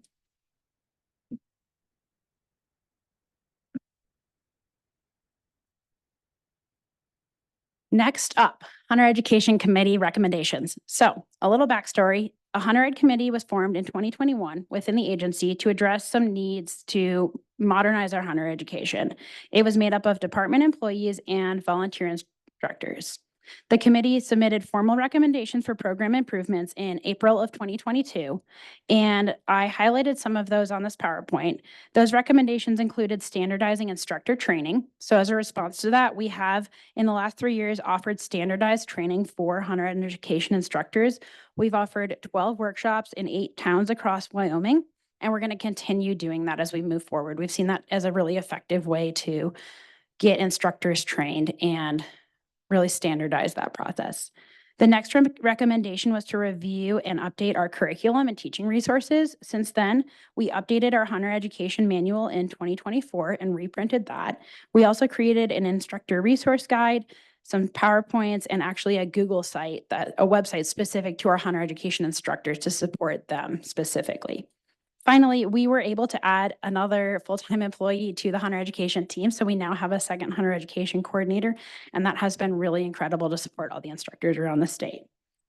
Next, because we never stop, we are going to investigate the balance between the courses that we currently provide and what the public wants for Hunter Education.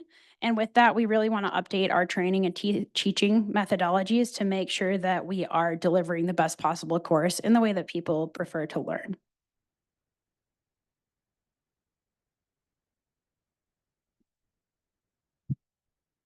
Another thing that we launched in the past couple of years was our programs that get conservation education into schools around the state.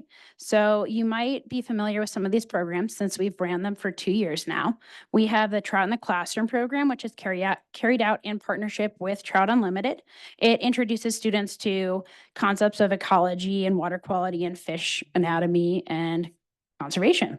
So the agency provides eggs to classrooms. They're driven across the state by Trout Unlimited volunteers and staff. And then these students get to raise these fish until they release them in pre-approved waters in the presence of a department employee. And last year we had 70 schools participate. That reached 6,442 students. So that's a pretty impressive program that we're continuing this year. The National Archery in Schools program is also a program that we formally took over in 2023. We certify teachers to instruct archery in their schools, and that we hope can help students become interested in hunting through archery. And in that program, we had 3,213 students from 33 schools participate in the last year, and we certified 42 teachers as archery instructors in the last year. Hunter Education in schools, I already mentioned that, but we do have a number of schools around the state that we certify their school teachers as Hunter Education instructors. They can get actually an accreditation on their teaching license for that, and then they can certify their own students in Hunter Education. So we have a number of schools that participate in that, and in the last year we had 542 students get their Hunter Ed certification at school. And then finally, we do offer conservation crates. That is a program where we provide lesson plans and all of the materials needed to implement those on a variety of topics. And teachers can check those out from around the state at any of our regional offices. And we reached 3,226 students in the last year with that. And we just launched that actually last year. So that one is still hopefully gaining notoriety.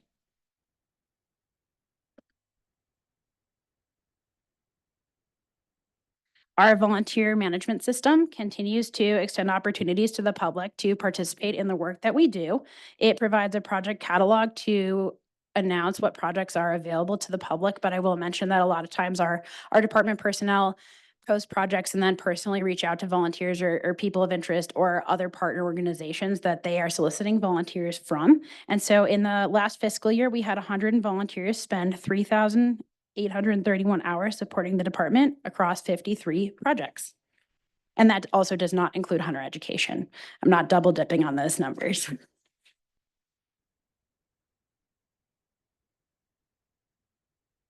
So our Why Hunt Fish program, it supports partner organizations that are conducting mentored hunting and fishing programs across the state.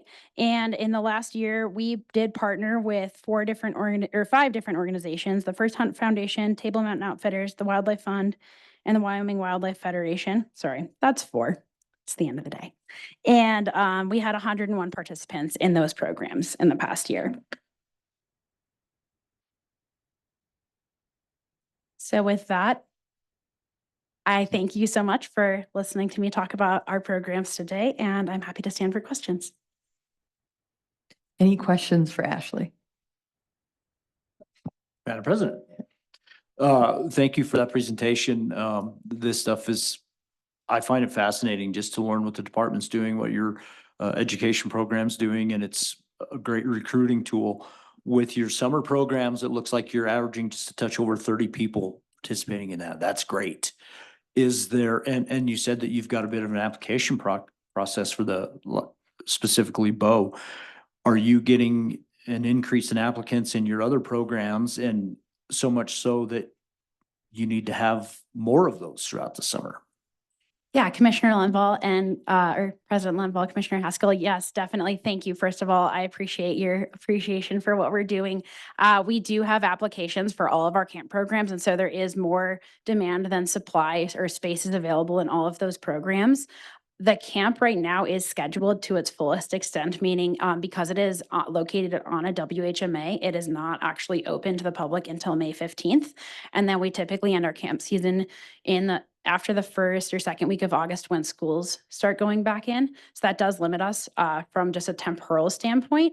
We also are limited on cabin space at the camps because at a lot of those camps at Bow, technically we have up to about a 50-person participant capacity. Then we also have to house the instructors and staff as well. And so those camps, Bow typically has around 50 participants, and then some of our youth camps, because we like to have a lot smaller of a ratio of staff to 12-year-olds. We do keep those around the 30 participant level, like you mentioned. And so although it would be definitely great to have a conversation about how we could reach more people, I think there are some limiting factors that we're aware of right now. So what I just heard you say is that you need more spaces to have more camps, right? Perhaps. I think that there's a lot of factors, yeah. Madam President, I want to thank you for taking such good care of my wife last summer at becoming an outdoors woman.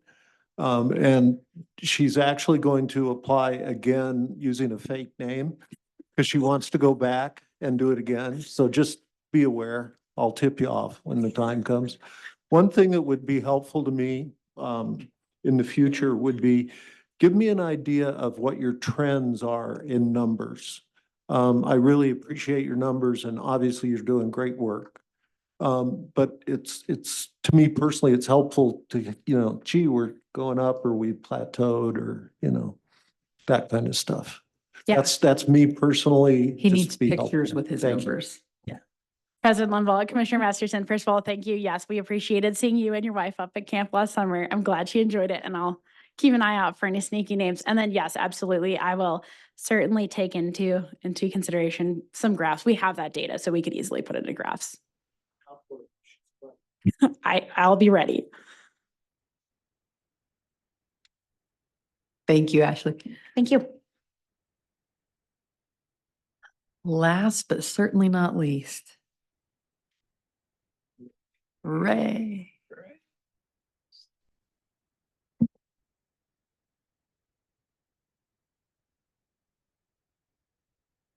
All right.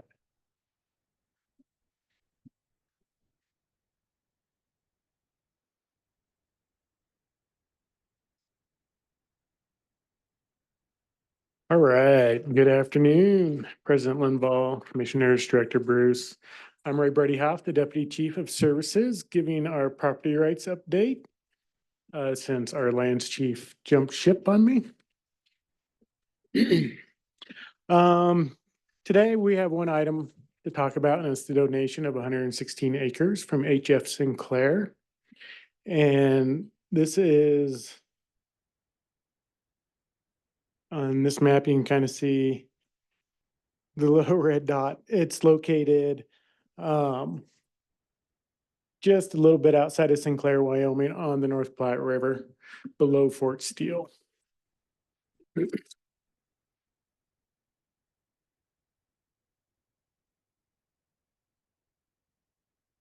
All right.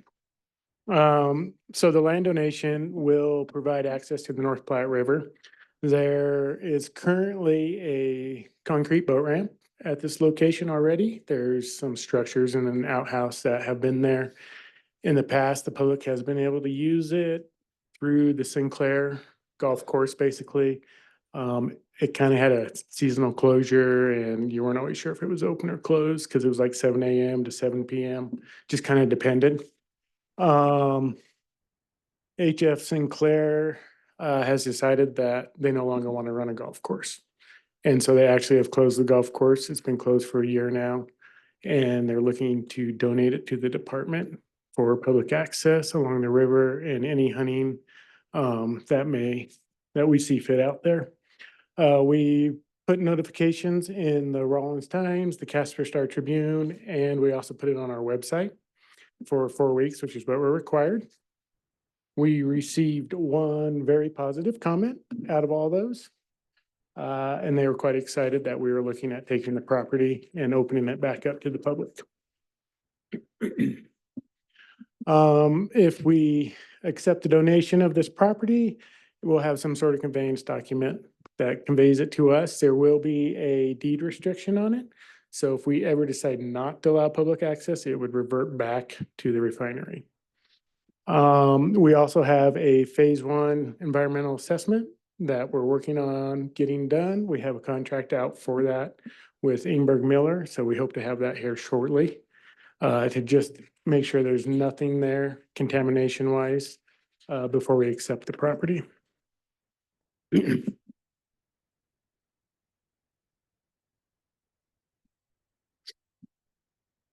Here's a little bit closer picture of the property. You can kind of see it right there. We also are going to be surveying the property for Sinclair for the legal boundaries, which we're planning on doing next week. And it does border up against BLM as well.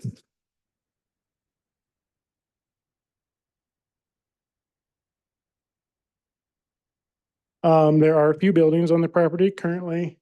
Most of them will be removed and HF Sinclair is going to remove those for us.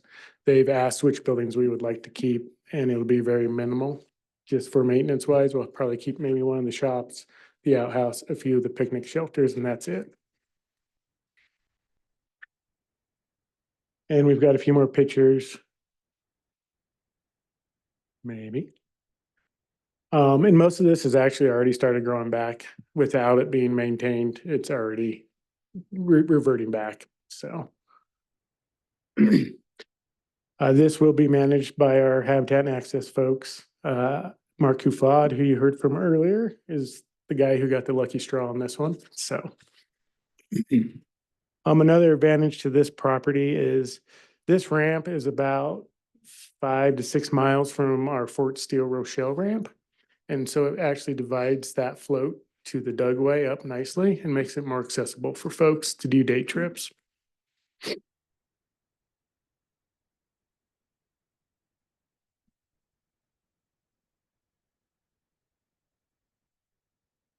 All right. And with that, the department recommends the commission vote to accept the donation of the 116 acres from HF Sinclair, subject to clean environmental assessment of the property. And if we do run into any issues with that EA, we'll obviously come back to you guys. Madam President, if I might, I got a few questions. Does this come with the water rights? So we're working through the water rights right now. They're tied to the town of Sinclair as well. So we're trying to figure all that out. It's not a very big water right if it does. So like not very big, meaning how much is not very? It's enough run for a water. fish hatchery or anything like No, that? no. It'd be enough to basically run sprinklers is what they had going. Because they ran a lot of sprinklers there. I Right. took the opportunity to stop on my way Yeah. here Yeah. to envision what a hatchery would look like down in that valley. And I thought it was a perfect fit, but and then also besides our hatchery, there's on that county road coming in there, it's like about a 4-mile stretch. That'll be plowed by the county. So the county does take care of that part of the road. There is a small section that is not county that will have an easement over. And we generally don't plow our access areas out in the wintertime, but part of the maintenance will be county and us as our annual maintenance agreements. Unless there was a hatchery there or something, then yeah. But Yeah, other than Commissioner that- Roberts. Okay. Beautiful. It's beautiful country. And I can't, I really, it's far enough removed that I think environmentally, I think it's gonna be good, but I don't know for Yeah. sure, but it's, looking through it, I mean, it was pretty nice. Oh, beautiful. Beautiful. What an opportunity for Yes. us. What an opportunity.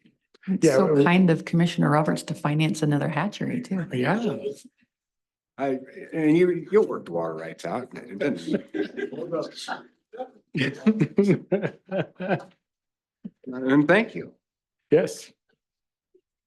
Madam President, Commissioner Roberts could maybe have a home site there. It could manage, yeah. it would humble me, but I take it. Madam President, I did have one question. There's, excuse me, there's some structures on the property. Are we inheriting, upkeep and maintenance on things we don't need, or will a backhoe inadvertently knock over those, or, I'm just trying to see, it's kind of like, what's the catch? Yeah, Madam President, Commissioner Masterson, so we are only gonna take the buildings that we want, and HF Sinclair is gonna go out there, tear down the rest, and reclaim those areas for us as part of the deal. Someone else was fantasizing about a hatchery, not listening. I was looking for Commissioner Roberts' home site, so I apologize. It's what's the catch? That's what I just keep thinking. Never mind. Thank you. Any other questions or comments? I'm afraid to ask.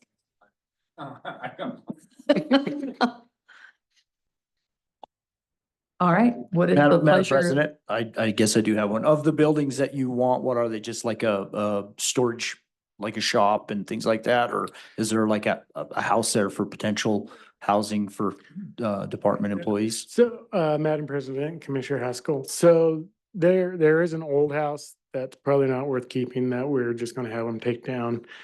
With that 1950s era is where a lot of those buildings were put in. So our goal is just to keep one of the shops and some of the picnic shelters for the public to use. Madam President? There are buildings and things on this property. Are we gonna be inheriting it? I'm just kidding. Groundhog Day at the very.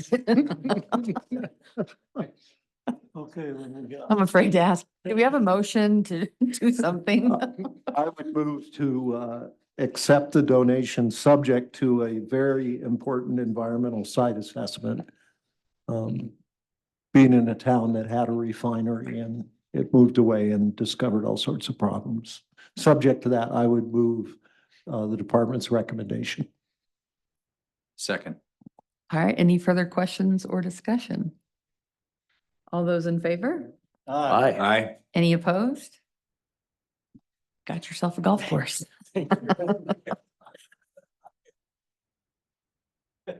No, hatchery. No. Sorry, hatchery. All right, that is all on our agenda. We do have a call to the public here at the end, and we have a few comment forms. Looks like one in person and one via Zoom. Mark. What's your last name, Mark? How do you say that? Is it Searles. there? That's what we're gonna go with. That's what I've been going with for years. Yeah, and I appreciate all of the witty comments today. So good afternoon, Director Bruce and Madam President and Commission. I'm Mark Searles. I'm the Northern Rockies Coordinator for Project Coyote.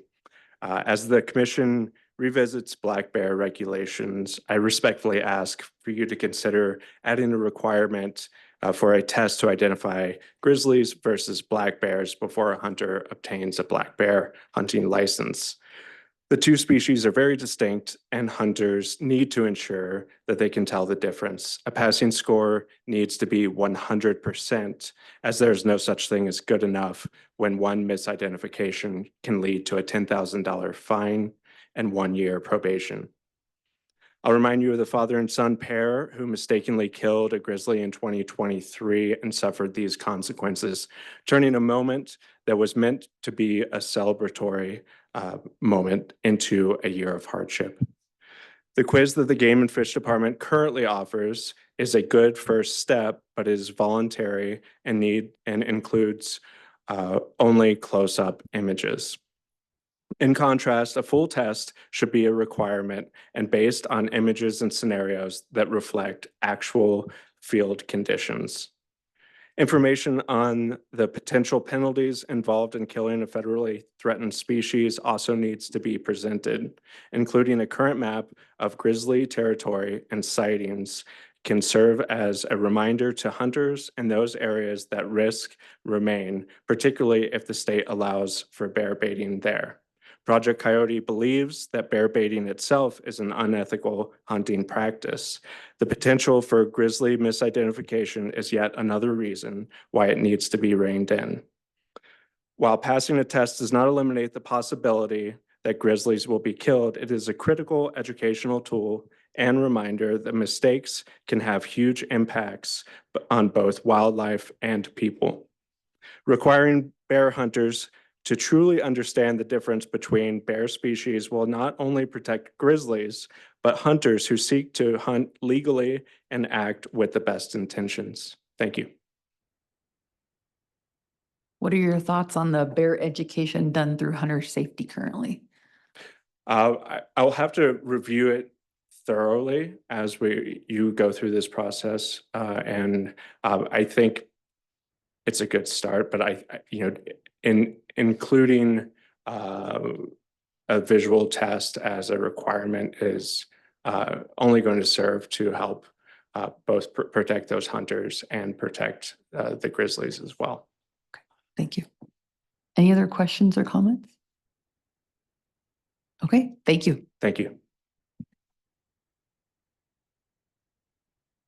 All right, looks like we have one online. Nick, are you available?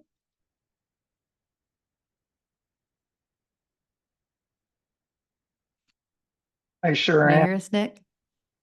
Yeah, Madam President, Director, Commissioners, my name is Nick Dobrich from the Wilderness Society. We can't hear you. Hey, does this work? Am I coming through? We're not able to hear you, Nick. I don't know if you're muted or the volume needs to come up on your end. Another try. Any luck?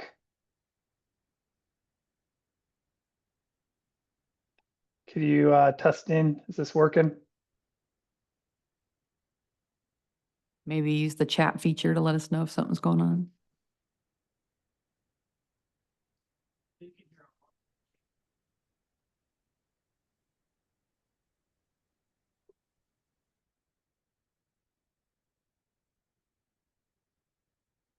Everybody else can hear Nick, but we can't.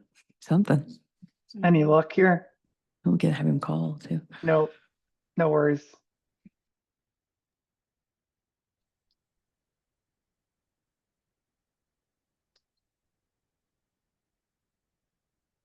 I'm not giving myself. IT's working hard today. Any luck? Any luck?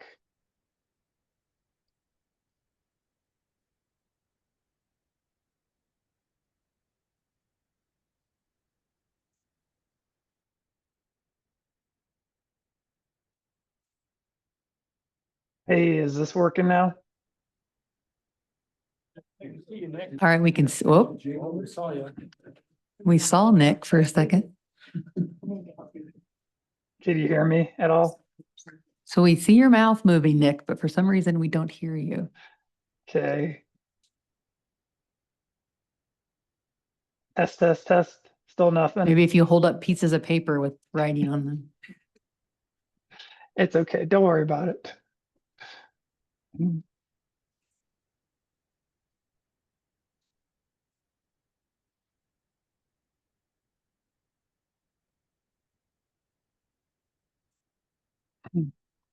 one more try.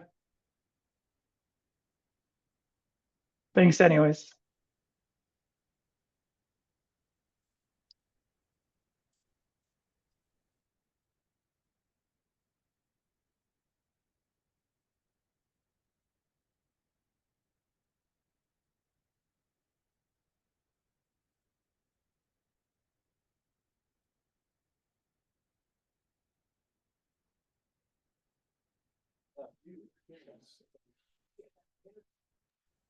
Any luck?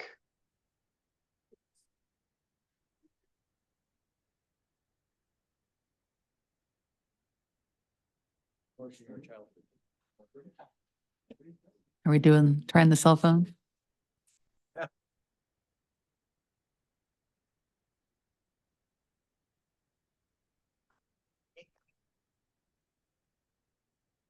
Is that coming through? Close enough. Go ahead and try. Okay, sorry about that. It seems to be working on my end, so I don't know. I apologize for not being there in person. Madam President, Director, Commissioners, my name is Nick Dobridge from the Wilderness Society. Thank you for your vote at the last meeting in support of designating the sublet pronghorn, sublet antelope corridor. As you know, the Wyoming Range Mule Deer Migration Corridor has also been waiting in queue for many years. And as you also know, it's probably one of the most iconic herds in Wyoming and the West. But its population is, of course, struggling. So I just want to say I hope the department and the commission are able to move the process forward in a timely manner. So that's all I got, and thank you, and sorry for the technical hassles. I totally thought you said it was the most psychotic herd. I think you said iconic. Thanks for your time. It's like, how exactly do we test that? But, all right, thank you, Nick. Any other public comment before we shut this down? Anybody else online? All right, anything else from the commission? I just want to report to the commission a little bit, right, that the 189 crossing is absolutely going, they're doing a wonderful job. They got to be so far ahead of a schedule that it's amazing. It's going to be a great thing. Commission sure did well. Everybody did so well getting that in place, and it's going to work out really, really well.